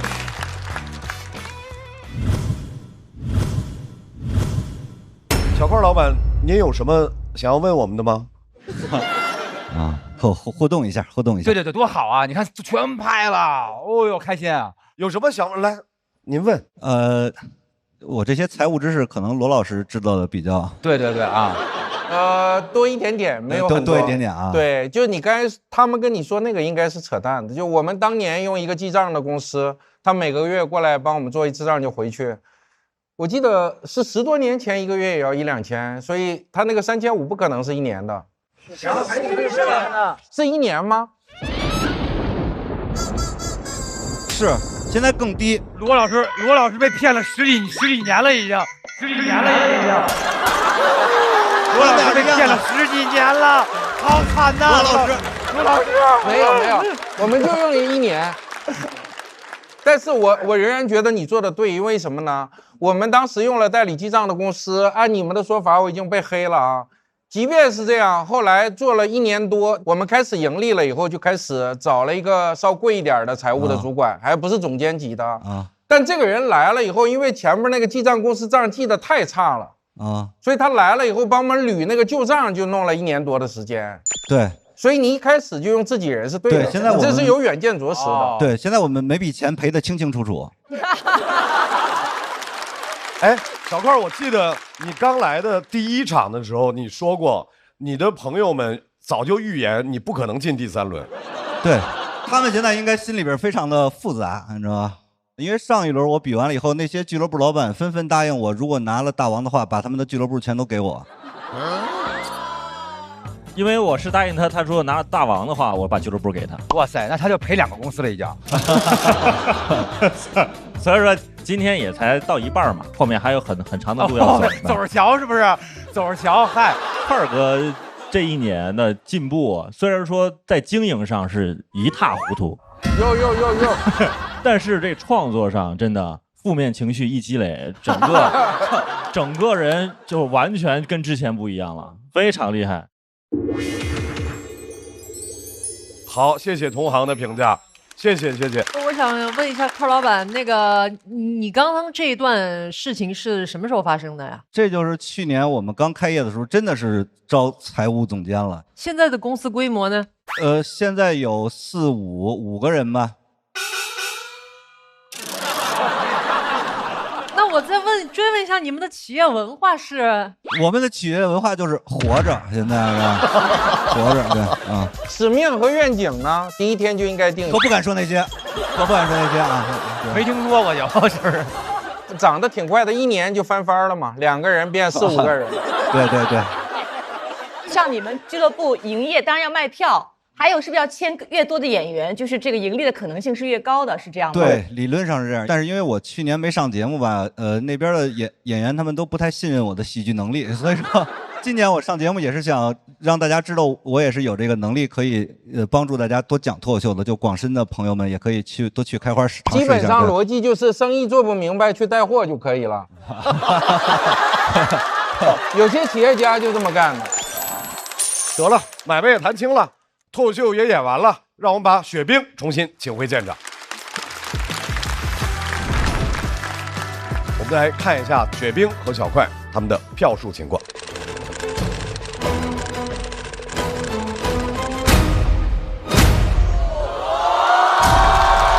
小块为赢，扭亏为赢，279扭亏为赢。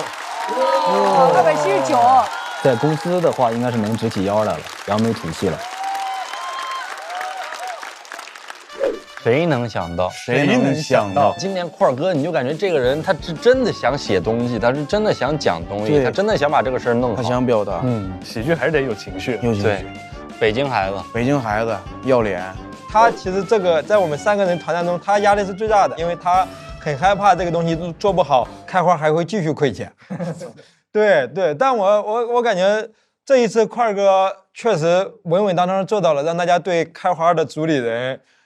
小块姓名郭永年，身份证号31101，不用说那么细致了。哎呀，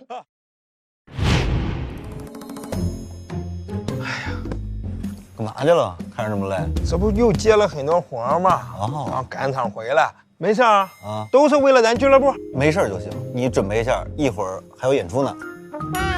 是哥，我刚嘴硬呢，真有点累了。累你就跟我说，哥能亏待你吗？你看，我给你准备了清爽补水的脉动，帮你找回状态，脉动回来。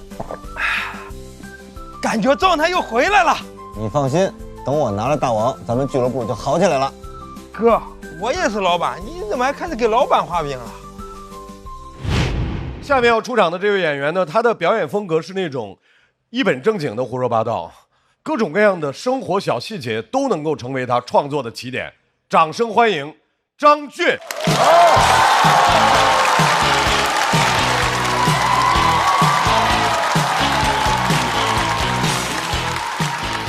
大家好，我是张俊，你们好吗？哎，2楼的朋友你们好吗？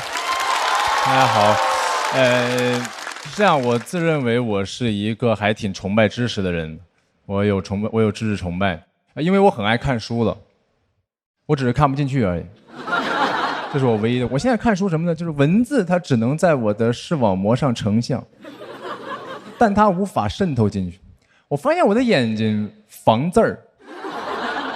它是那种教科书级别的防字儿，因为它只防教科书。它是那种我在门口跟保安一样啊，瓦尔登湖，这湖灯味儿太重。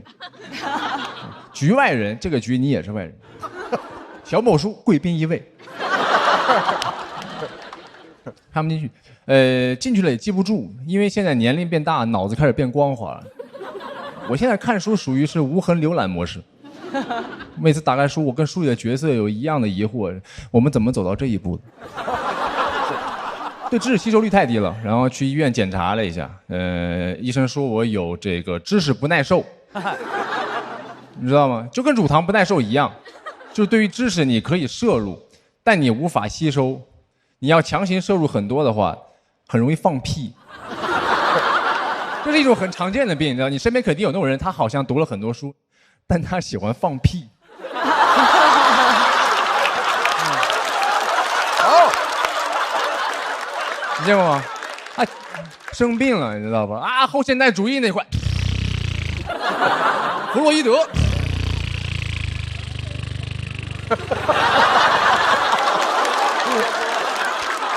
弗洛伊德这个屁特别长。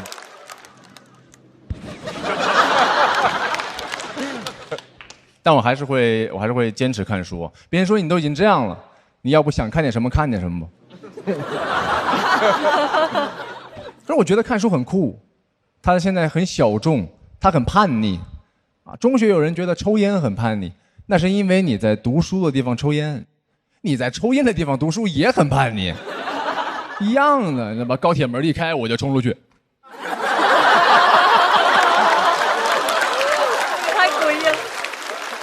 哎，给我憋坏了。旁边那个抽烟大哥，哎呀，他好叛逆。列车员喊：“快上车，来不及了，随便找个门上。”两位大哥都已经吸不进去，我也一样，我知识不耐受了。列车员喊：“还有人要上吗？”头一次因为读万卷书没赶上车，然后要行万里路。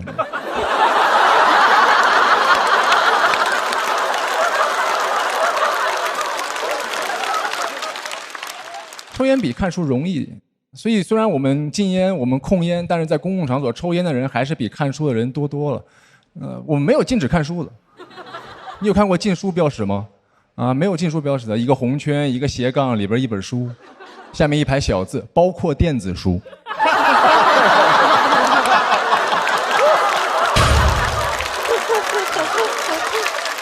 你把高铁厕所门一拉开，干嘛呢？你干嘛呢？你干嘛呢？我抽烟呢。行，不准看书啊，包括电子书啊。这容易太多，问题是知识它不成瘾，知识它要成瘾就好了。你直接往烟里边加很多知识，直接抽，它甚至可以解决我的很多疑惑。不然我老是好奇，为什么每一个在烧烤店里边大声喧哗、一边抽烟的人，他们碰巧都对俄乌战争那么了解？这些信息哪来的？那指定是烟里边有点东西了。如果不在烟里边，那就都在酒里了啊。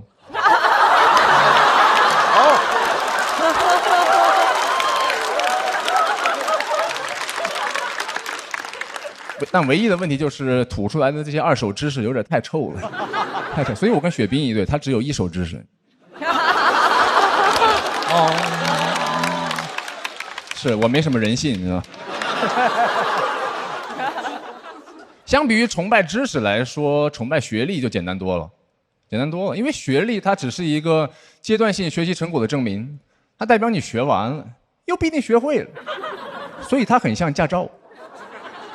你肯定有那种朋友，他是有驾照的，你从来不敢让他开车的。他说：“今天我来开吧。”别闹啊！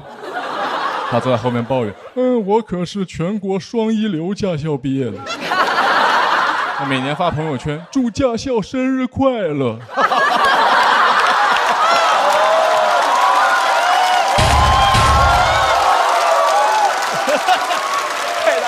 他学上了啊！最绝的是这个，我的驾校全球排名 QS 前50，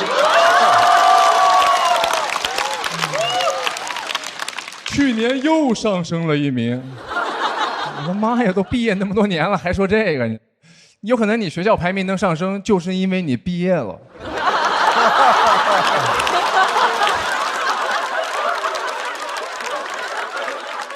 别蹭了，你要真的厉害的话，你的母校会来蹭你的。就算你没有在那些学校上过学，那很多学校都会想要授予你荣誉博士，一大堆学校想要成为你的继母校。崇拜学历太简单了，你都不需要自己真的获得这个学历，你崇拜别人的学历就好了。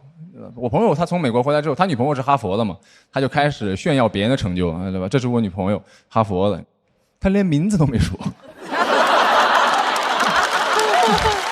连名字都没说呀。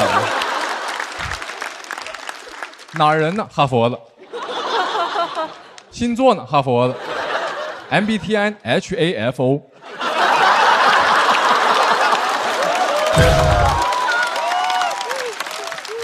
他女朋友什么人格我不知道，他肯定不是快乐小狗，他是个哈佛舔狗。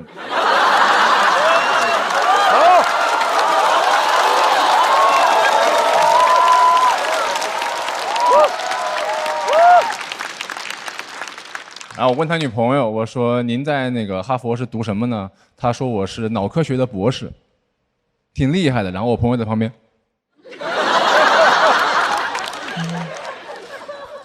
我现在怀疑他女朋友跟他在一起是做研究，需要点特别的样本，需要他女朋友论文致谢的时候，感谢我男朋友给我这么精彩的数据。他男朋友非常好，是厉害厉害。我只想说的就是不要光崇拜学历，不崇拜知识。你如果只崇拜学历的话，很容易被我这种学历不稳定的人骗。因为前几年我读博士的时候，他们还说，哎，段子挺有文化，挺有东西的。然后后来变成本科了，人还是要多读书，人还是我怎么退个学把梗也退回去了，没有必要。那现在他们前段时间有人听说，哦，我又拿了哥大的 offer， 然后他说，哎，段子还是有点东西的。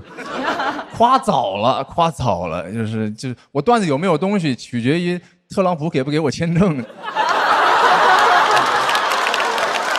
没拿到签证啊，在这儿。没有必要，不要光崇拜学历，尤其是咱们这个行业，有些人好笑跟他学历高不高没有关系，他本来就好笑。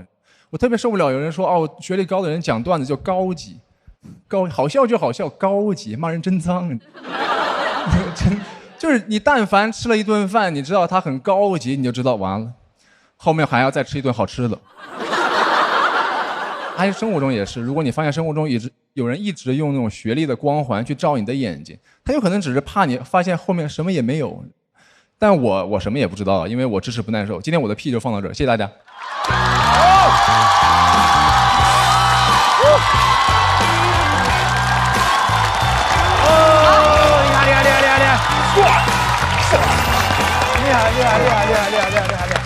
厉害，没事，左票倒计时。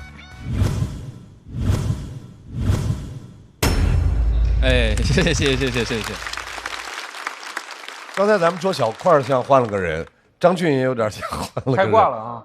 这是张俊，我觉得我听到过他，我觉得最好的一次，太好了，非常棒，经典永流传，哇，好棒！这其实是我历史最好成绩，我没有经过第3轮。你这个是冠军级的表现。哎呦，谢谢。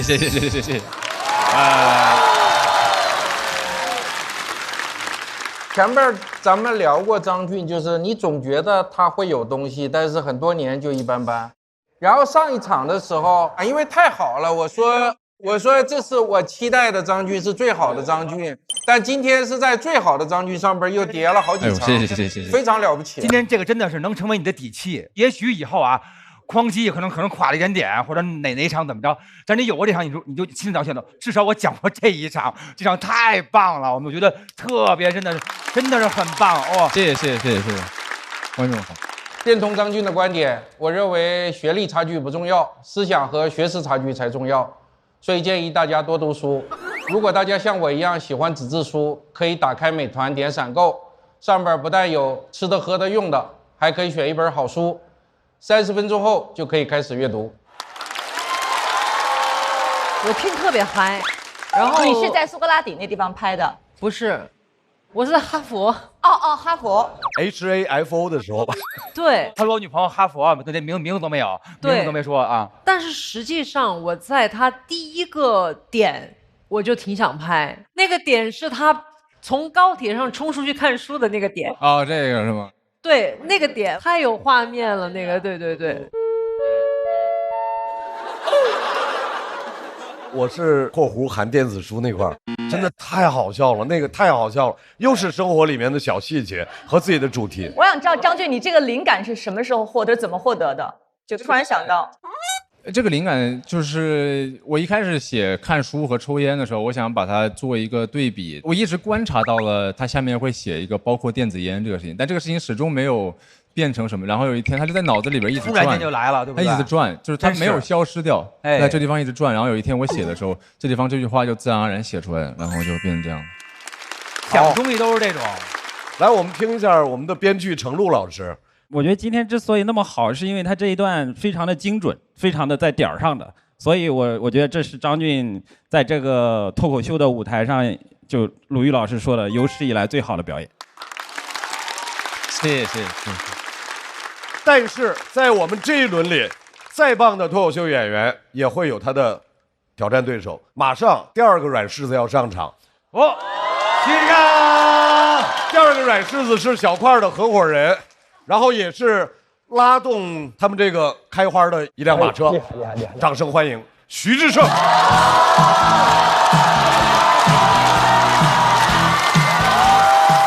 家好，我是志胜。大家别看我稿子接不住，好不好？大家看出来我瘦了吗？没有。啊？没有。我瘦了15斤。刚刚说没有的人良心痛不痛？真的真的瘦了。但是我发现啊，其他人瘦了之后，大家经常说哇你现在好好看。我瘦了之后，大家说哇志胜你现在好精神啊，知道吗？还有人问我说志胜你为啥要减肥呀？我说为了精神。我刚开始真的是为了让自己显得精神一点，但我是没想到一点其他的效果也没有呀。然后还有人过来跟我说志胜你现在都有脖子了。我说我减肥那么拼，就为了把脖子拼出来。我说怪不得显精神了，我这还是一种拼搏的精神。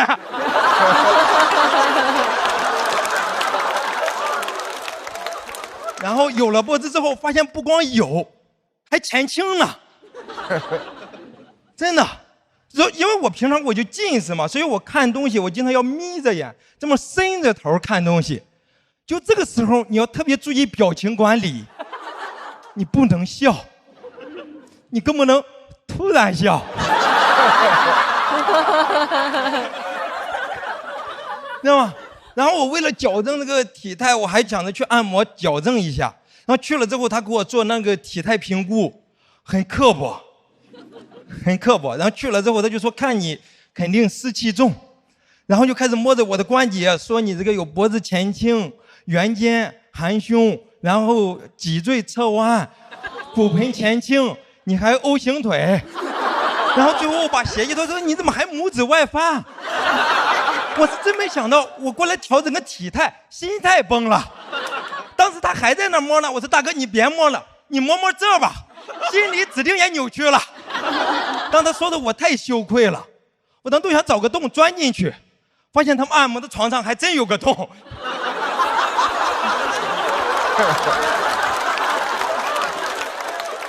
然后跟我说要正骨，我真挺紧张的。我听到正骨，因为我第一次看到正骨，我就觉得很危险。因为我小时候看电视剧，那种武林高手就是走到守卫旁边，咔嚓一下人就没了。我从来没见过那种月黑风高，一个武林高手偷偷走到守卫旁边，咔嚓一下，守卫说：“哎，舒服多了。”哎，我这可是多年的老毛病了，真的。然后我也不明白为什么正骨非要听响，就那个师傅在那每按一下，摁一个关节说：“哎，这个响了。”按一下说：“哎，这个也响了。”我当时躺那，我感觉自己像一挂鞭炮。就我来的时候还是我点技师，现在是技师点我了，你知道吗？关键是想那都是最好的结果，要是不想，他就会一直给你按到响。真的有一个地方大哥按了3次了，还没响，我就听大哥开始在后边深呼吸蓄力了。我说大哥这是打算用内功了吗？然后我说大哥这个没响是不是说明他就没问题呀？要么就是我湿气太重，鞭炮受潮了，对吧？我们讲脱口秀，包袱也经常不响，我不能讲3遍呀。我们讲脱口秀，包袱也经常不响，我不能讲3遍呀。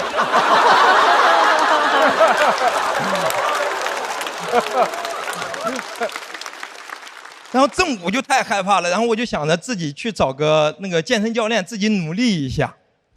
然后去了之后，教练跟我说：“这咱们练之前呀，先做个体态评估。”我说：“跳过这一步吧。”然后我真的发现，体态真的很难矫正，是因为他要训练的都是你经常不用到的肌肉，就很难受。你在那练的时候，教练都得跟我说志胜你就咬牙坚持住。我真的坚持住了，效果很明显。我现在咬肌特别发达，我现在有8块咬肌。然后关键是什么？关键是而且是那种矫正驼背的动作，你在生活中真的很难用到。我从来没有见人在生活中用到这个动作，你知道吗？我用到这个动作就只有别人问我有稿吗？我说没有啊。而且我真的体态太差了，我在那练的时候就是关节都咔咔响。教练说：“哎，你关节怎么老响呀？”我说：“这又不让响了。”你知道有人为了听到他有多努力吗？真的，我这关节也是，该响的时候不响，不该响的时候瞎响。我现在就想问他一句：你到底是咋想的呀？好吧，讲这里，谢谢大家。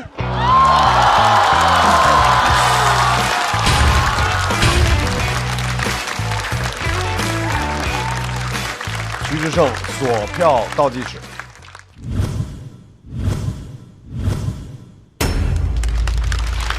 谢谢。志胜，你是怎么想起来去减肥的呀？你不胖啊？我其实减肥真的就是为了精神一点，因为不是你怎么不精神了？哪儿不精神了？因为我发现我就平常就是容易赖着，我就这么一摊，因为躺着，然后我就想着减肥。哦，罗老师没有拍啊？对，因为志胜这个赛季他自己也说了，就是来开 party 的，就高兴一下，来高兴来放松。对，因为他现在确实也没有那么多时间写本子和那个什么。没有，但社会每个方面都需要他，所以他能分配给脱口秀的也就没有。但我更需要脱口秀呀，罗老师。快别这么说，真的。但我稿子说实话，只是能力不够，但时间还是花得够的。因为我所有的时间基本上都在写稿，只是就是写不出。你把我给你找不回来的唯一可能给堵死。没有，我承认，我已经尽力了。我能知道的就是我一无所知。对，而且他着不的是他得努力啊！对。但是正骨这件事大家都去过吧？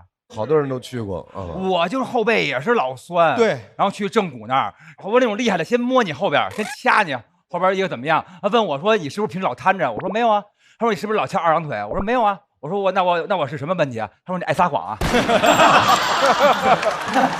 对，哎，但我见过最奇葩的那个正骨的了医生，他问我你是不是翘2郎腿？我说我翘了啊，翘了。他说你得换着边翘啊。哦，对，换着边翘，然后大夫说什么？哇，好帅！我就是开始夸你。他因为他知道你做不到，所以他就帮你想个办法，说两边怎么平衡一下。鲁豫为什么没拍？因为这是1v1比赛嘛，我觉得张俊的确是非常非常出色，但是我依然认为志胜有一个超凡脱俗的能力，就他的魅力能够完全带着我们走。在他讲这个段子之前，我一直往那个台子上看，我就第一次清晰的看到徐志胜特别好看的下颌线。志胜本来就是帅的，散发着光啊！哎。我本来想讲这个段子了，但我在这个台上不想吃颜值，主要是这个。这个时候给你们看一下吧。我看看，这有哦，下颌线，鹅，去下颌线。朋友们，我有一个提议让我们结束这些无聊的话题吧，好吧？不是，不是，张老师，你不能没有就不让我展示呀。对呀。张老师他用语言给你争夺，怎么回事？这个孩子怎么回事？来，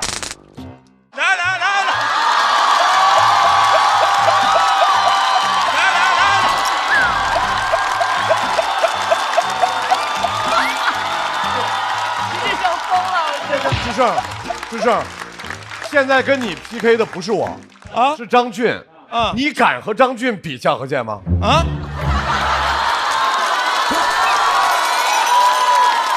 你跟我比有点无聊了吧？我从来不跟比我优秀的人比。来，请张俊回到舞台。来吧。在2位的表演结束之后，我们来看一看，这个。哎呦，不是我很锐利，不是我在这摇头晃脑，我是想我到底有没有下颌剑？你有。来，让我们看一下张俊和徐志胜他们的得票情况。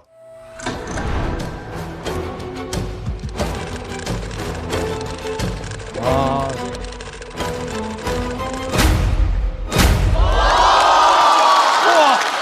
厉害！张俊拿到了第3赛段截止到目前为止的最高票数290票。冠军！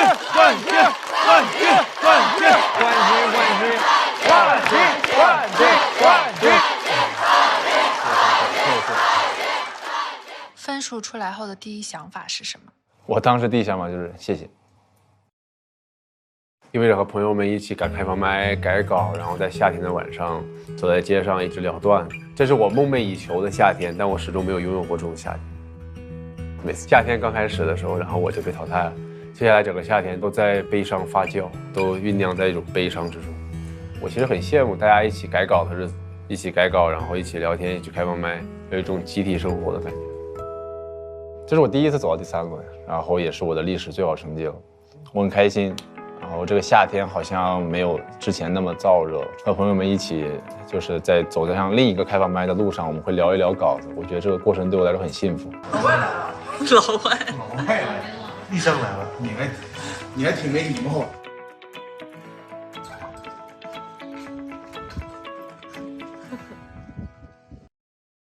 他困扰过我，他非常困扰我。我其实只是正常的和观众在交流我的想法，就我没有刻意把自己放在很低的位置，但我也没有要故意俯视观众。我觉得在网上他们说很装或者是高姿态这个东西是一种误解，我会有些难受。实际上我挺敏感，我尽量想要照顾到别人的情绪，然后我有一点社恐，然后或者是在屏幕前我都有些不自在，我都不知道要怎么样和别人打成一片，或者是打交道之类的，没法融入进去。但看起来就是我有一点高姿态，其实我没有，其实我只是有点社恐。这个我很开心今天能够打破它，我很感激我现在拥有的一切，很好，我很幸福，我觉得很快乐。这个夏天很特别。没听过，来事，这不是事，不是。对不起啊，没事，大胆说出自己的想法。确实没演好。然后当时张俊在前面演的时候，已经知道是这么个结果了。这次暴露了一个很重要的问题，就稿子的问题，包括我表演状态的问题，大家对我的包容度会更高一点。第二个事就是我自己在心态上，也就是发现脱口秀真的这个进步的步伐，我好像有点没跟上。看着张俊表演的时候，我就觉得，哎，之前你一直没感觉到你和脱口秀真正的顶尖的脱口秀的差距是多少，但那一刻我就上台之前我就感受到了。所以说文本本身也不足够好，所以说在台上就会呈现出来了拖后腿的状态。突然变得这么正式啊！对，因为有些正式的东西啊，我的风格一向是亦正亦邪。刚才又是一个学习的过程。小徐能认识到自己的不足，很不错。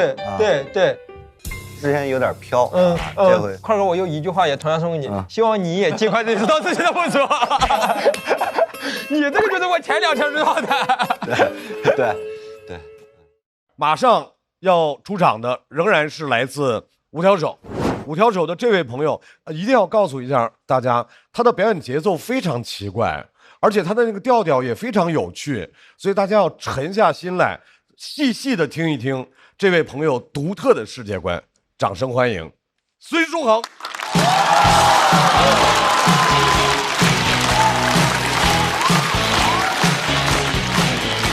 嗨，大家好，我叫孙书恒，谢谢大家。我们这队儿叫五条手，然后我比较好事儿，我想既然叫五条手了，我们就真的组个乐队吧，让雪冰弹贝斯，因为贝斯嘛，有手就行。但是我后来发现他是没有拨弦的这个手。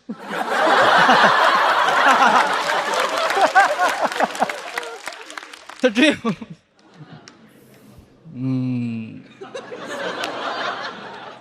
雪冰沉默了，一点声音都没有。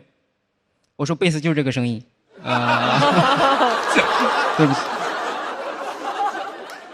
我是一个有道德缺陷的人，我道德残疾，我认了，顾不上了，很多的那个道德我都顾不上，我不能环保。就是大城市的年轻人活得太累了，家里催婚，工作催命，你上了一天班回到家，海洋上又有垃圾了，又要怪罪我了。这海洋上垃圾跟我有什么关系啊？我垃圾都扔垃圾桶里了呀，它怎么出现到海洋上的？还有外国人指责我们使用一次性筷子不环保，我真的很生气。就我已经吃拼好饭了。他还在指责我使用一次性筷，我蚂蚁森林有3棵梭梭树，我他妈一次性筷子都是我自己种出来的，我的这个。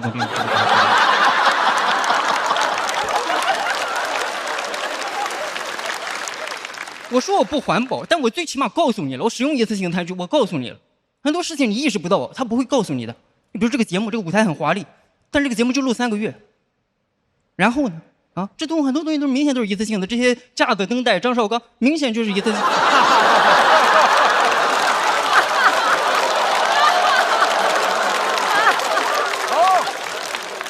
别的节目完全用不着。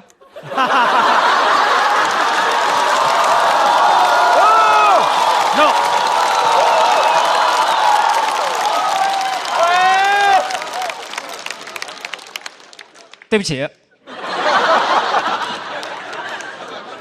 我是一个有道德缺陷的人，我都说了，是吧？这些东西然后怎么办？造成的污染谁来管？你知道海洋上现在有多少海龟正在举办脱口秀大会吗？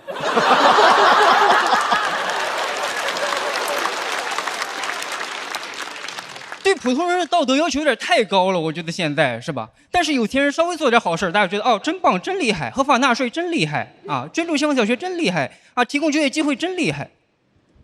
就是有钱人稍微做点好事，大家觉得他们有这种优良美德真好。我说他们有优良美德是因为他们有钱。他们有余力有那些优良美德，就我有的钱只允许我拥有部分的优良美德。就有些人可能这么大一个圈，我就这么小一个圈，你只能塞进一些什么勤俭节约、吃苦耐劳、助人为乐，真是不行了，助人为乐真够呛了，助人为乐。就是我的钱要去资助一个贫困家庭，这个世界上就会多出一个贫困家庭来。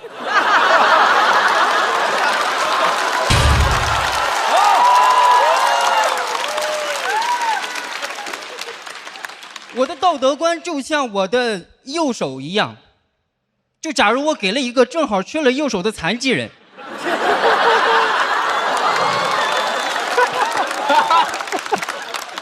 我就是这样自顾不暇了，真是自顾不暇，只能顾得上我自己。我有时候也想做好事，但我真的没有那个能力。我家里有那种大专毕业、中专毕业的小孩，非让我在上海给他找份工作，我真的很想帮忙，但那小孩啥也不会。我说编程会吗？不会。我说那 Excel、PPT、Word 这些会吗？也不会。我说那开车会吗？也不会。电动车太危险。我说那说唱摇滚脱口秀你是总得3选1了吧？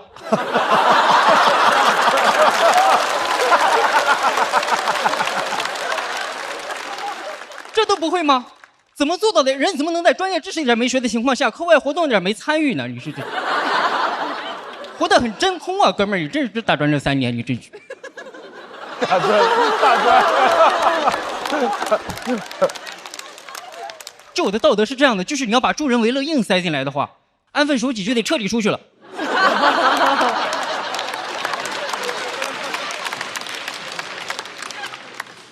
就我可以给你找到工作，但工作是什么你就别管了。那家长还说呢，哈，没关系，能跟你在上海混着就行。我说在上海我不能保证啊，在国内我都够呛保证，我跟你在上海。就是很多那种，你遵守了更好，但是不遵守也行的那种道德，就硬让你遵守。比如孝顺，是应该孝顺，但没考虑钱的因素啊。说什么有钱没钱回家过，你没钱真的回家过得了年吗？机票这一关就得卡住。过年那个机票有多贵，大家也都知道。我刚毕业的时候，至少有3年的时间是贷款孝顺的。我说实话，孝顺真挺奢侈的孝顺。而且说这是什么传统啊？过年家里人团圆，这是一种传统，这是什么传统？以前的人高铁飞机没有那么发达，以前都是少小离家老大回。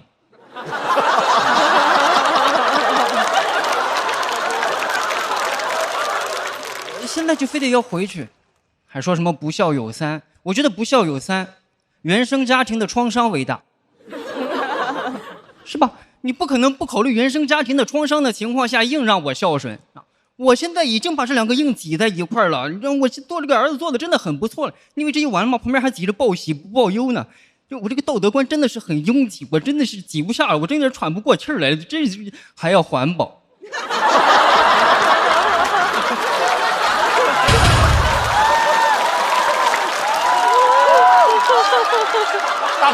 开口了，爷爷。环保要是塞进来，孝顺就得彻底出去了。我爸问我啊，你怎么不回家看看我呀？我说我还回家看看你，那海龟的鼻子上都插着吸管呢，我还回家看看你。因为全球变暖，北极都化了，北极没有北极了，你还在这回家看看你。真不知道轻重缓急啊！你说。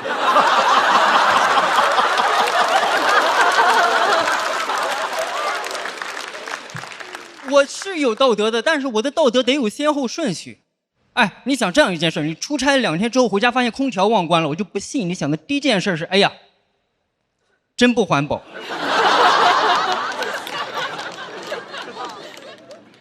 你懂吗？就是现在就是非得给我们这种普通人增加这种难题。我每天挤地铁呢，他让我思考电车难题。就是一边1个人，一边5个人，问你压死哪个，是吧？但是没有人想着解决问题，大家是互相骂，1个人骂着5个人，5个人骂1个人，那3方互相骂，没人考虑过谁把那6个人绑上去？谁呀？啊，谁提出的这种困境？英国哲学家菲利帕福特。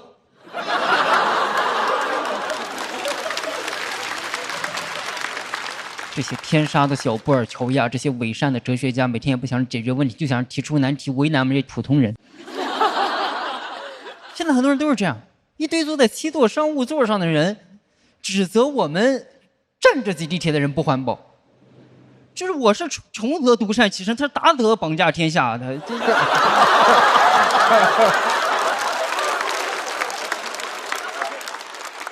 很多问题你就解决不了，大家就稀里糊涂的过着就完了。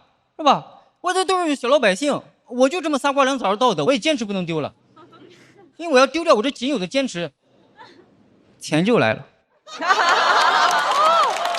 谢谢大家收看，谢谢你们到来，谢谢。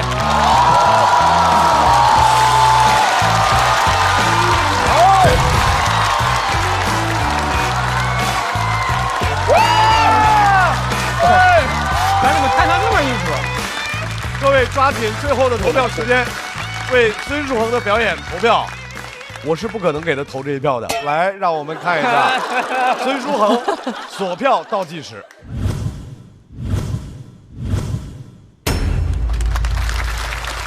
谢谢大家，谢谢大家。发生了什么？都疯了，已经。突然就这样了。对，突然都疯了。拍巴掌拍的嘎嘎响的，都肿了。我还在被轰炸的这个里边，层次结构完美。对，而且您还不记仇，说明您的品德特别高。哎呀，真是好。哎，说明您独一无二，没有第二个活儿。但那梗真好，就灯光啊，灯带张绍刚都那个梗特别好。对。没事，那个鲁豫老师，我收到了。第一，第二，我也领略了其中的幽默。第三，如果能让大家快乐，我也很开心。第四，下次不必了。对不起，没事。今天又出现了一个在第3轮和前2轮完全不一样的开挂的脱口秀演员。好。就他那个脑洞，真的，他从我。怎么想到，就我这个脑子里面能挤进这个道德，那个道德就没有了。对，这个是太妙了。对，因为他用了一种有限空间的这种方法，让大家特别能够 get 到。对，我这个容量就只有这么大，像一个硬盘一样的。我把这个东西放进来，我必然就会把这个东西给挤出去。我觉得这个太巧妙了。而且在表演的时候，他还会比划那个空间有多大。对，很小，塞了这个，塞了这个，塞了这个，突然又说到环保。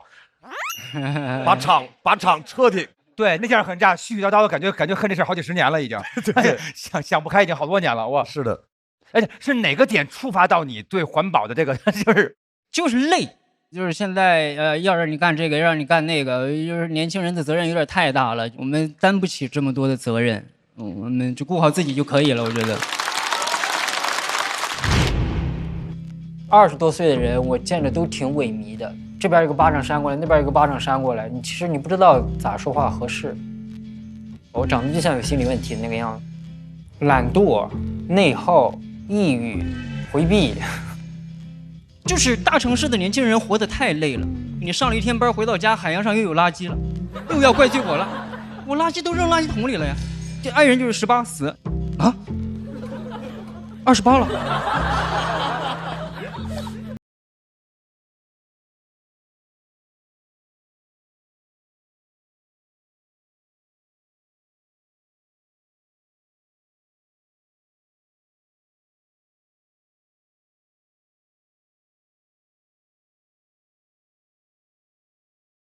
因为每次排练都不好，没有人27开始学爵士的，就是这样。我肯定也不是第一个了，我只是这些绝望的人群当中的一个。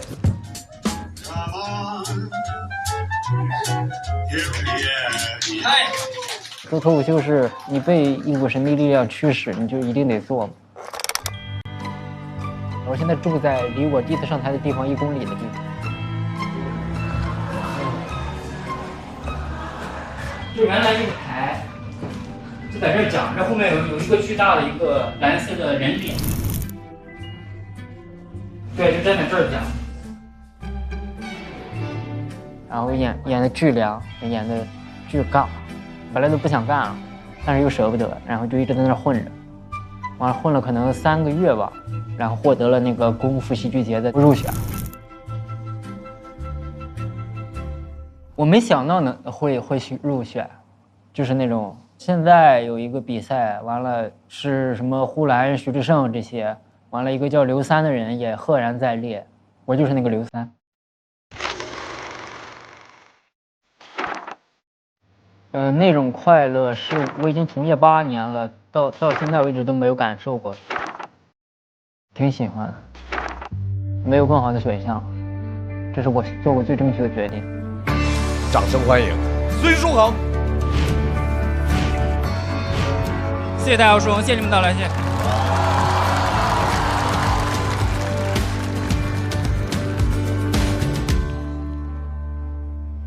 没有答案，只有硝烟弥漫。你哭得像风，噎得像狗，扎进灯火阑珊。我的生活就是这样，就是这样，没有答案，只有硝烟弥漫。拜拜。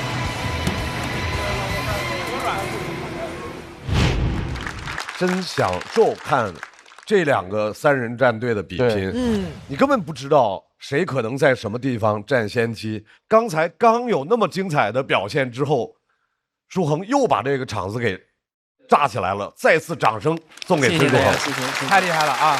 马上迎来的是你的对战的朋友，正常一点，没问题，稳当，稳当。这位朋友在脱口秀上是新人，但是在职场上是老人。之前他跟我们分享了他的外包的故事，他的群面的故事。我们今天听一听，他还有什么样的职场故事想要和我们分享？掌声欢迎侯志远。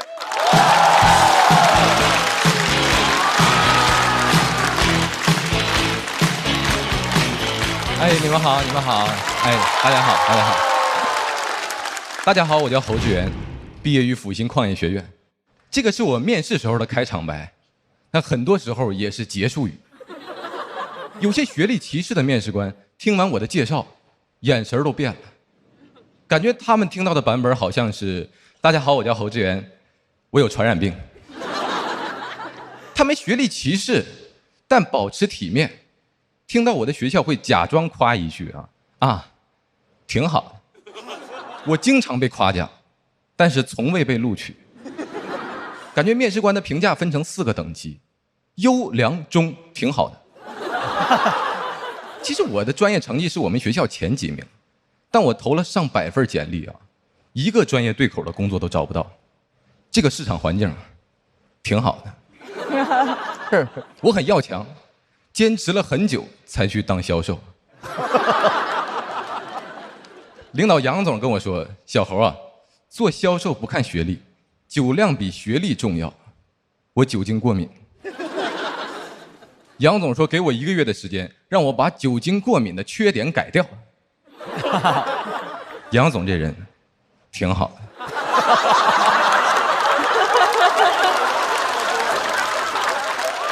每天饭后坚持喝酒，过敏更严重了。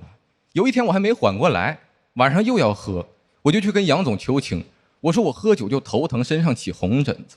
杨总说这样你今天晚上先吃点饭。我说然后呢？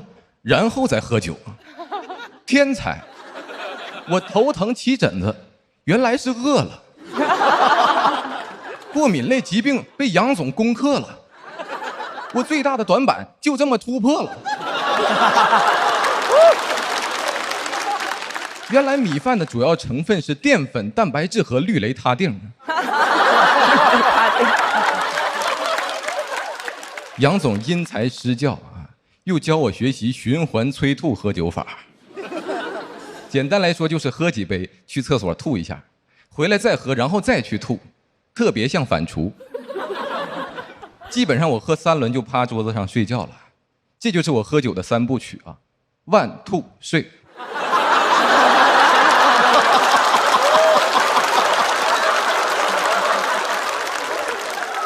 我在酒桌上主要起到一个运输的作用。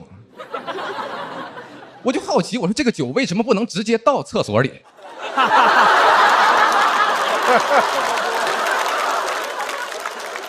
有的时候我会抱着那个马桶边吐边哭，我不知道自己在干什么。突然发现我吐的酒里还有米饭，原来我在酿酒。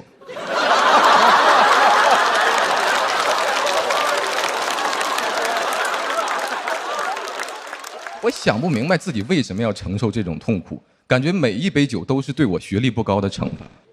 逐渐我就产生了极端的想法，我想考研。但我的工作其实不太适合复习。因为我们部门作息是颠倒的，白天休息，晚上喝酒，属于养兵1日，用兵1宿。第2天白天醒酒，晚上接着喝，循环往复。我只有入职当天能走直线，其他时间走的都是弯路。其实我在白天也有时间复习，但效率不高，酒还没醒。而且复习也得避开杨总，因为杨总这个人在公司里边，他可以看手机、看杂志、看报纸，但是看不得我学习。我一掏书出来看，他就来阴阳我，说：“哎呀，真上进呐！”我就看不了书，看见书我就难受，感觉杨总有严重的学习过敏。对付过敏我有经验我说你先吃点饭。发现我在看考研资料，杨总又来问我，这次要考哪呀，研究生？我怕他开除我，所以我想让他觉得我肯定考不上。我说啊，我考北大。杨总开始关心我了，说小猴你是不是没醒酒啊？我说杨总我已经醒了。你有没有听过一句话？清醒的人最疯狂。这个办公室里我最疯狂啊！那天是杨总第一次劝我少喝点。我一直觉得北大的学生跟我不是一个世界的人，直到我认识了一个北大的朋友叫大海。当时我是找不到工作，住在北京的一个青年旅社里，他也住在那儿，体验生活，体验我的生活。虽然他住在我下铺，但我感觉他还是高我一等，因为他普通的 T 恤上印着一个大 logo， 准确的说是北大 logo 啊。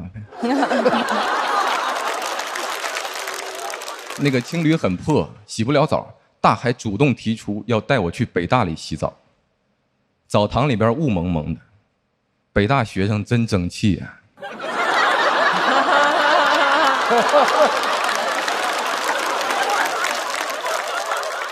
哎，你们跟北大的学生洗过澡吗？根本挪不开眼睛。我就想看看他们跟我到底有啥不一样。但我发现他们脱掉印着 logo 的衣服以后，没啥不一样，都是普通人，每一个我都看了。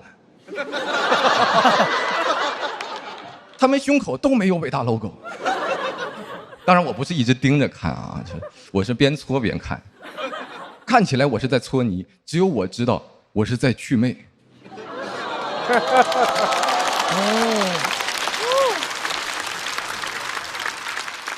就很多事情其实见过就没有那么可怕了。当时我就决定我要考北大，我还想来洗澡，因为我这个人爱干净。我觉得考上北大能解决我之前遇到的所有问题。我没想到最后我真的考上了。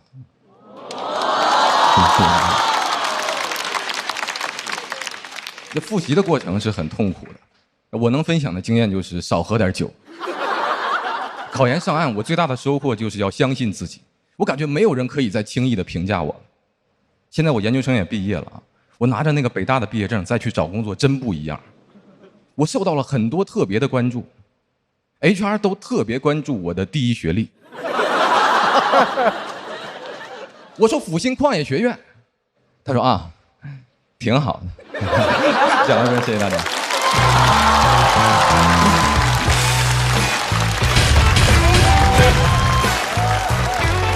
有悬念，我感觉有悬念，有悬念了吧？来，各位，侯志远锁票倒计时。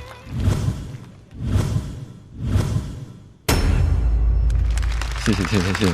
侯志远的3个赛段是一以贯之的，它的内容是一以贯之的。对，这个其实是第1期的那个工作。对，是同一个领导。杨总这人挺好，就这么几年生活啊。对，每天过得都真没白过，把日子过成段子，没白喝。我其实一开始会为他有点担心，因为可能孙书恒太厉害了，但是后来我就听进去了，然后尤其是喜欢他那个，他说他在北大洗澡搓泥其实是祛魅啊，我觉得那个点太打动我了，所以我觉得，哎，我还是想拍这个灯。谢，有那种段子冲进心里了。对，他有一点特别可贵，就刚才春春讲到，就他在北大搓泥，然后祛魅。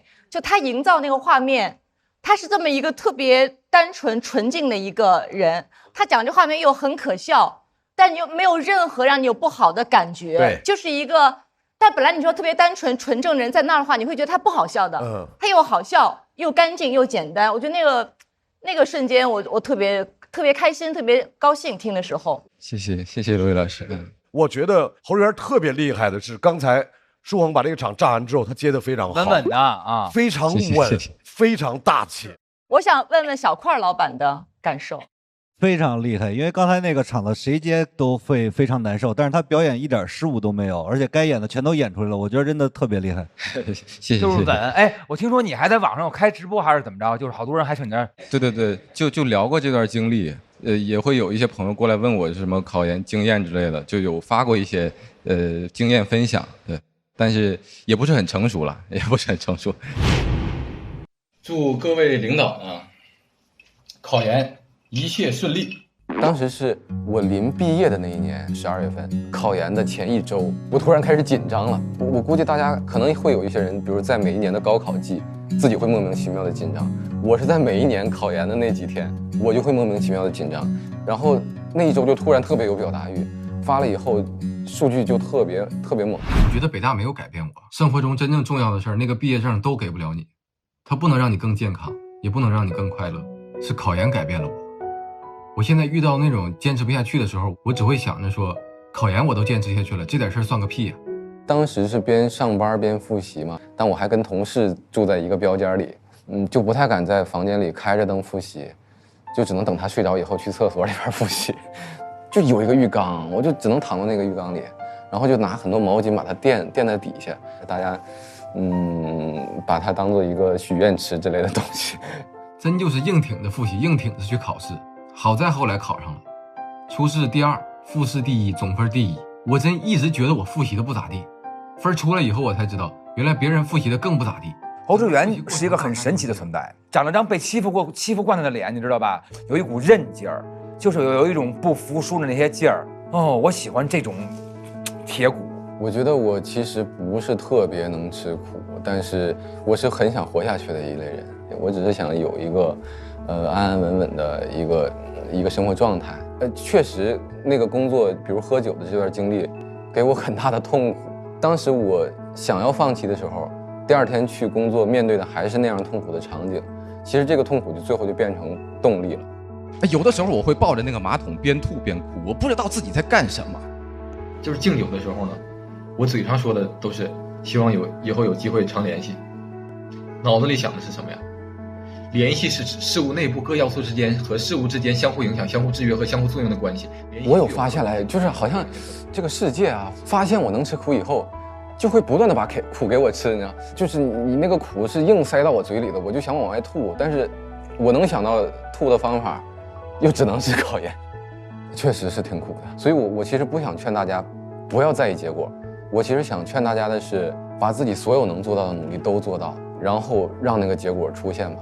如果它是好结果，那我特别衷心的祝福你；如果它是一个不好的结果，你也有面对下一个困难的能力。来，在侯志源表演结束之后，我们要请2个战队的所有朋友都回到舞台。来，到底哪支3人战队可以直接进入到晋级区？我们来看一下孙书恒、侯志源的得票情况。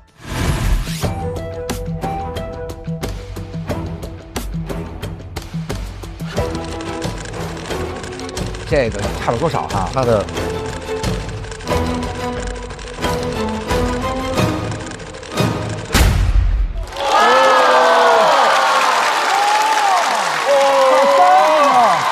30票，可以，咱这个完成任务，完成，反败为胜，哎，追回来了，追回来了。现在孙书恒是第3赛段的最高分，292票，哇！所以恭喜厉害5条手队的孙书恒、张俊、雪冰进入到下一赛段。谢谢。哎呀，谢谢，太棒了，My bro， 太牛了，王哥，太牛了！请给5条手今天的表现打分。但是3个人一起说。好，来，1、2、3、80。天哪！哎呀！这个录下来了吗？这个，好家伙！咱可以结一结蓝了，我觉得。哎呦，5条手胜出的关键是什么？团魂，就是我们这最有团魂的。对呀，这次比的时候，我们就想让他压轴，因为他确实承担着这个票数最高的。他的单口喜剧脱口秀内容是有一些老罗说的那种理想主义在里边。脱口秀的里子，别，咱们3个挺厉害的，说实话。我觉得我厉害就是能选到你们2个当队友。说实话，我们2个要是没你的话，我们的梗收不住，你知道吗？都用了你的，就是借用了你的手。好。他要不借我们那手，我那段子没底。我胳膊要给他，他就多一个残疾人，这梗是他出的啊。这个，我那个张绍刚那个梗是张震出的。我非常感谢我的队友们。最后你们互相还有什么想对对方说的？我会非常怀念这段时间。那我们刚才说呢，肯定得吃个饭，以后常聚，好吧？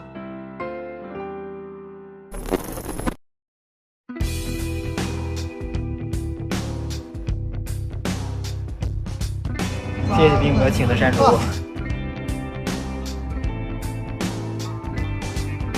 夏天晚上就得吃饭。播出吧。啊，我们是拍着玩，拍着玩。拉威王。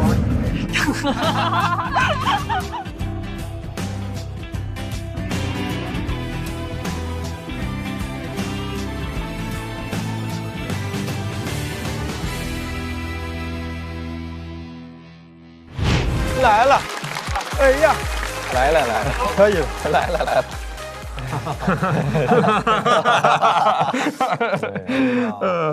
分别说说吧。好嘞。你认为谁应该先说呢？你先说吧，毕竟你在这个公司也有一定的地位。我就认为这个公司开花不能没有块哥。火车跑得好，全靠车头带。但不得不说，块哥超人的这个脱口秀水平，正常发挥啊，展示出来了高超的领导能力。行了，歇会儿吧，再夸就过了啊。小猴说2句。我觉得块哥前2轮的表现啊，现在可以被认证为是有所保留。哎呀！这一轮确实是因为我们2个，组成了一队，块哥这回就决定不保留了，所以我觉得这个是真实的水平，真实的水平。你的前途以后比他广。哎呀！咱们实话实说啊，确实也是帮我分散了火力啊。这个2位也是功不可没，我的成功也是在他们2个，也是靠他们2个托举。段子好还这么谦逊，人怎么能这么完美？反正对，还行。发现，一直抱着膀呢。咱俩的手都没地方放，他一直在那抱着膀呢。那是为了把腿空出来给咱俩抱。是这么回事呀。各位，截止到目前为止，脱口秀和他的朋友们的第2季的第3赛段交朋友赛的上半场就全部都结束了。本赛段一共有26个晋级名额，目前一共有6支3人小队全部表演完毕了。美团闪购神速晋级快人一步，让我们来看一下3人小队的晋级名单。3支队伍分别是蚊子、德子、叶子、4大天王、5条手，一共有9组朋友，现在已经顺利的晋级到了第4赛段。根据比赛的规则，排名第1的3人小队成员将获得下一赛段的跳段权。恭喜 Kid、李文和季叶，你们自己可以自由的决定是否使用。最后，再次把掌声送给我们所有的演员。感谢各位的精彩表演，也希望观众朋友能够在脱口秀的舞台上感受简单纯粹的快乐。做脱口秀永远的好朋友，想来现场体验线下脱口秀的快乐吗？微信搜一搜效果，关注效果官方公众号小程序，超多演出等着你来。新一轮脱友全国巡演即将启动，打开效果小程序，关注你喜欢的演员，并许愿的想看的城市，朋友们就有可能来到你的身边。比赛仍在继续，下周同一时间继续关注，我们下半场再见。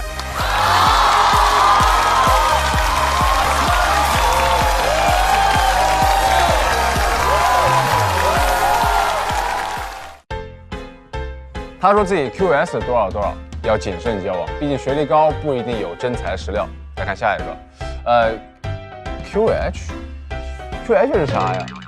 当然是茄皇了，他肯定有真材实料。那当然了，毕竟每桶茄皇都有约1颗阳光番茄。酸甜浓郁，内涵满满。番茄是个宝，茄皇错不了。不开玩笑，美团闪购马上就到，感谢快乐不止一点点的下一代购物方式，美团闪购冠名播出。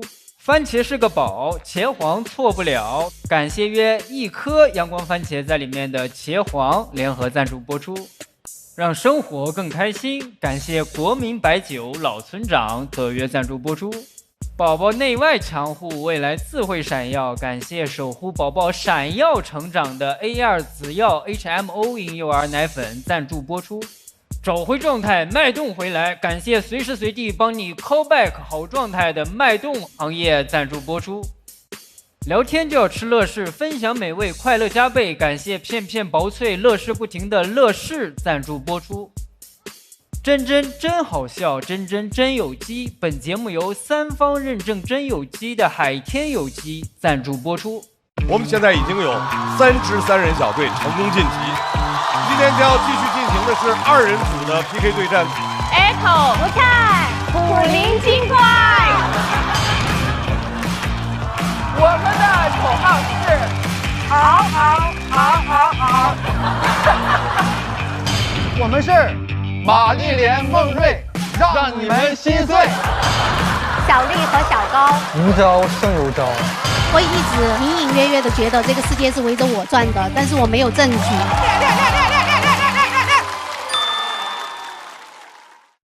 欢迎大家来到朋友们和他的脱口秀第2期，耶！首先，我们先从名气最大的张军老师先。哦，那现场巨炸。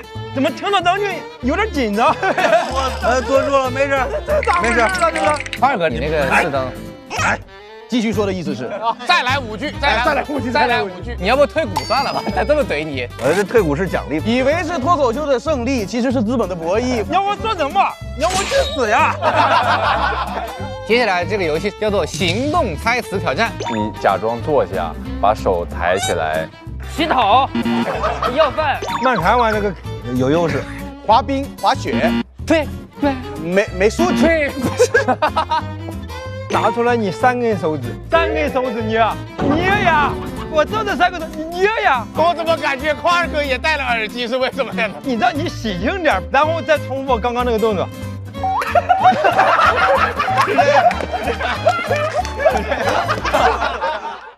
一场鲁豫和女脱口秀演员们的走心畅谈，遇见他们围桌而坐，打破刻板，无惧标签。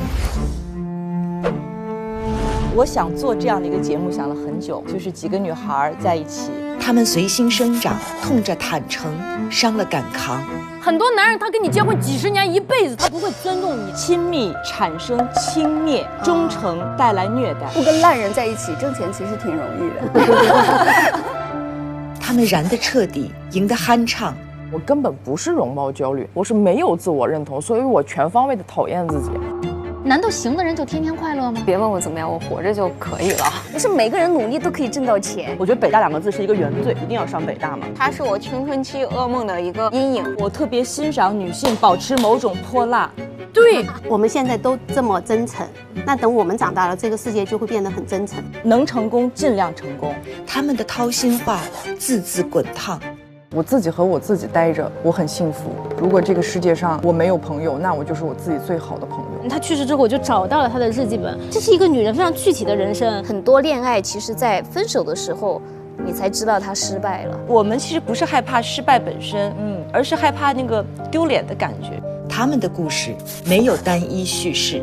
我这人身上有很多特别矛盾的地方。他们对女孩有一个奇怪的评价，叫招摇。对不起，我错了，我错了，什么？我错了，我错了。我自己是爬了15楼，从窗外爬。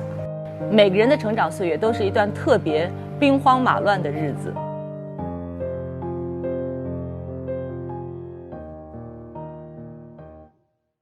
不开玩笑，美团闪购马上就到，感谢30分钟好货到手的美团闪购冠名播出。番茄是个宝，茄皇错不了，感谢约1颗阳光番茄在里面的茄皇联合赞助播出，让生活更开心。感谢国民白酒老村长特约赞助播出，96倍乳黄金续航母源自护力，感谢 A2 紫药 HMO 奶粉赞助播出。找回状态，脉动回来。感谢随时随地帮你 call back 好状态的脉动行业赞助播出。聊天吃乐事，分享更快乐。本节目由片片薄脆乐事不停的乐事赞助播出。真好笑，真有机。本节目由3方认证真有机的海天有机赞助播出。新一轮脱友全国巡演已正式开启，微信搜索效果小程序参与许愿活动，朋友们就有可能来到你身边。脱口秀和他的朋友们第2季每周5、周6中午12点，会员抢先看1周。衍生节目朋友们和他的脱口秀每周1、12点更新，遇见他们每周2、12点更新。SVIP 抢先看1天，还有超多幕后视频不定期掉落，记得准时追更哦。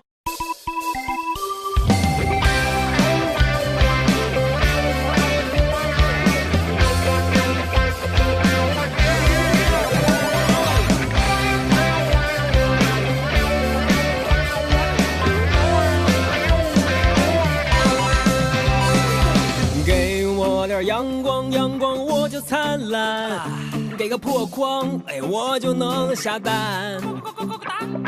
给我头大蒜就能下饭，谁都拦不住我，都我自己玩。给我一个木马，我就开始旋转。给我一个主角，我就开始撒欢。给我一顿臭马屁头有概念，我反弹，我反弹。天生就是自来嗨，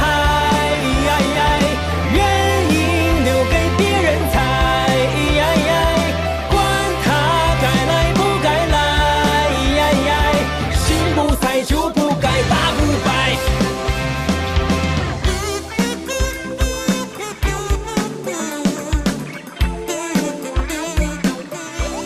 更多节目精彩资讯尽在新浪娱乐微博综艺、新浪综艺。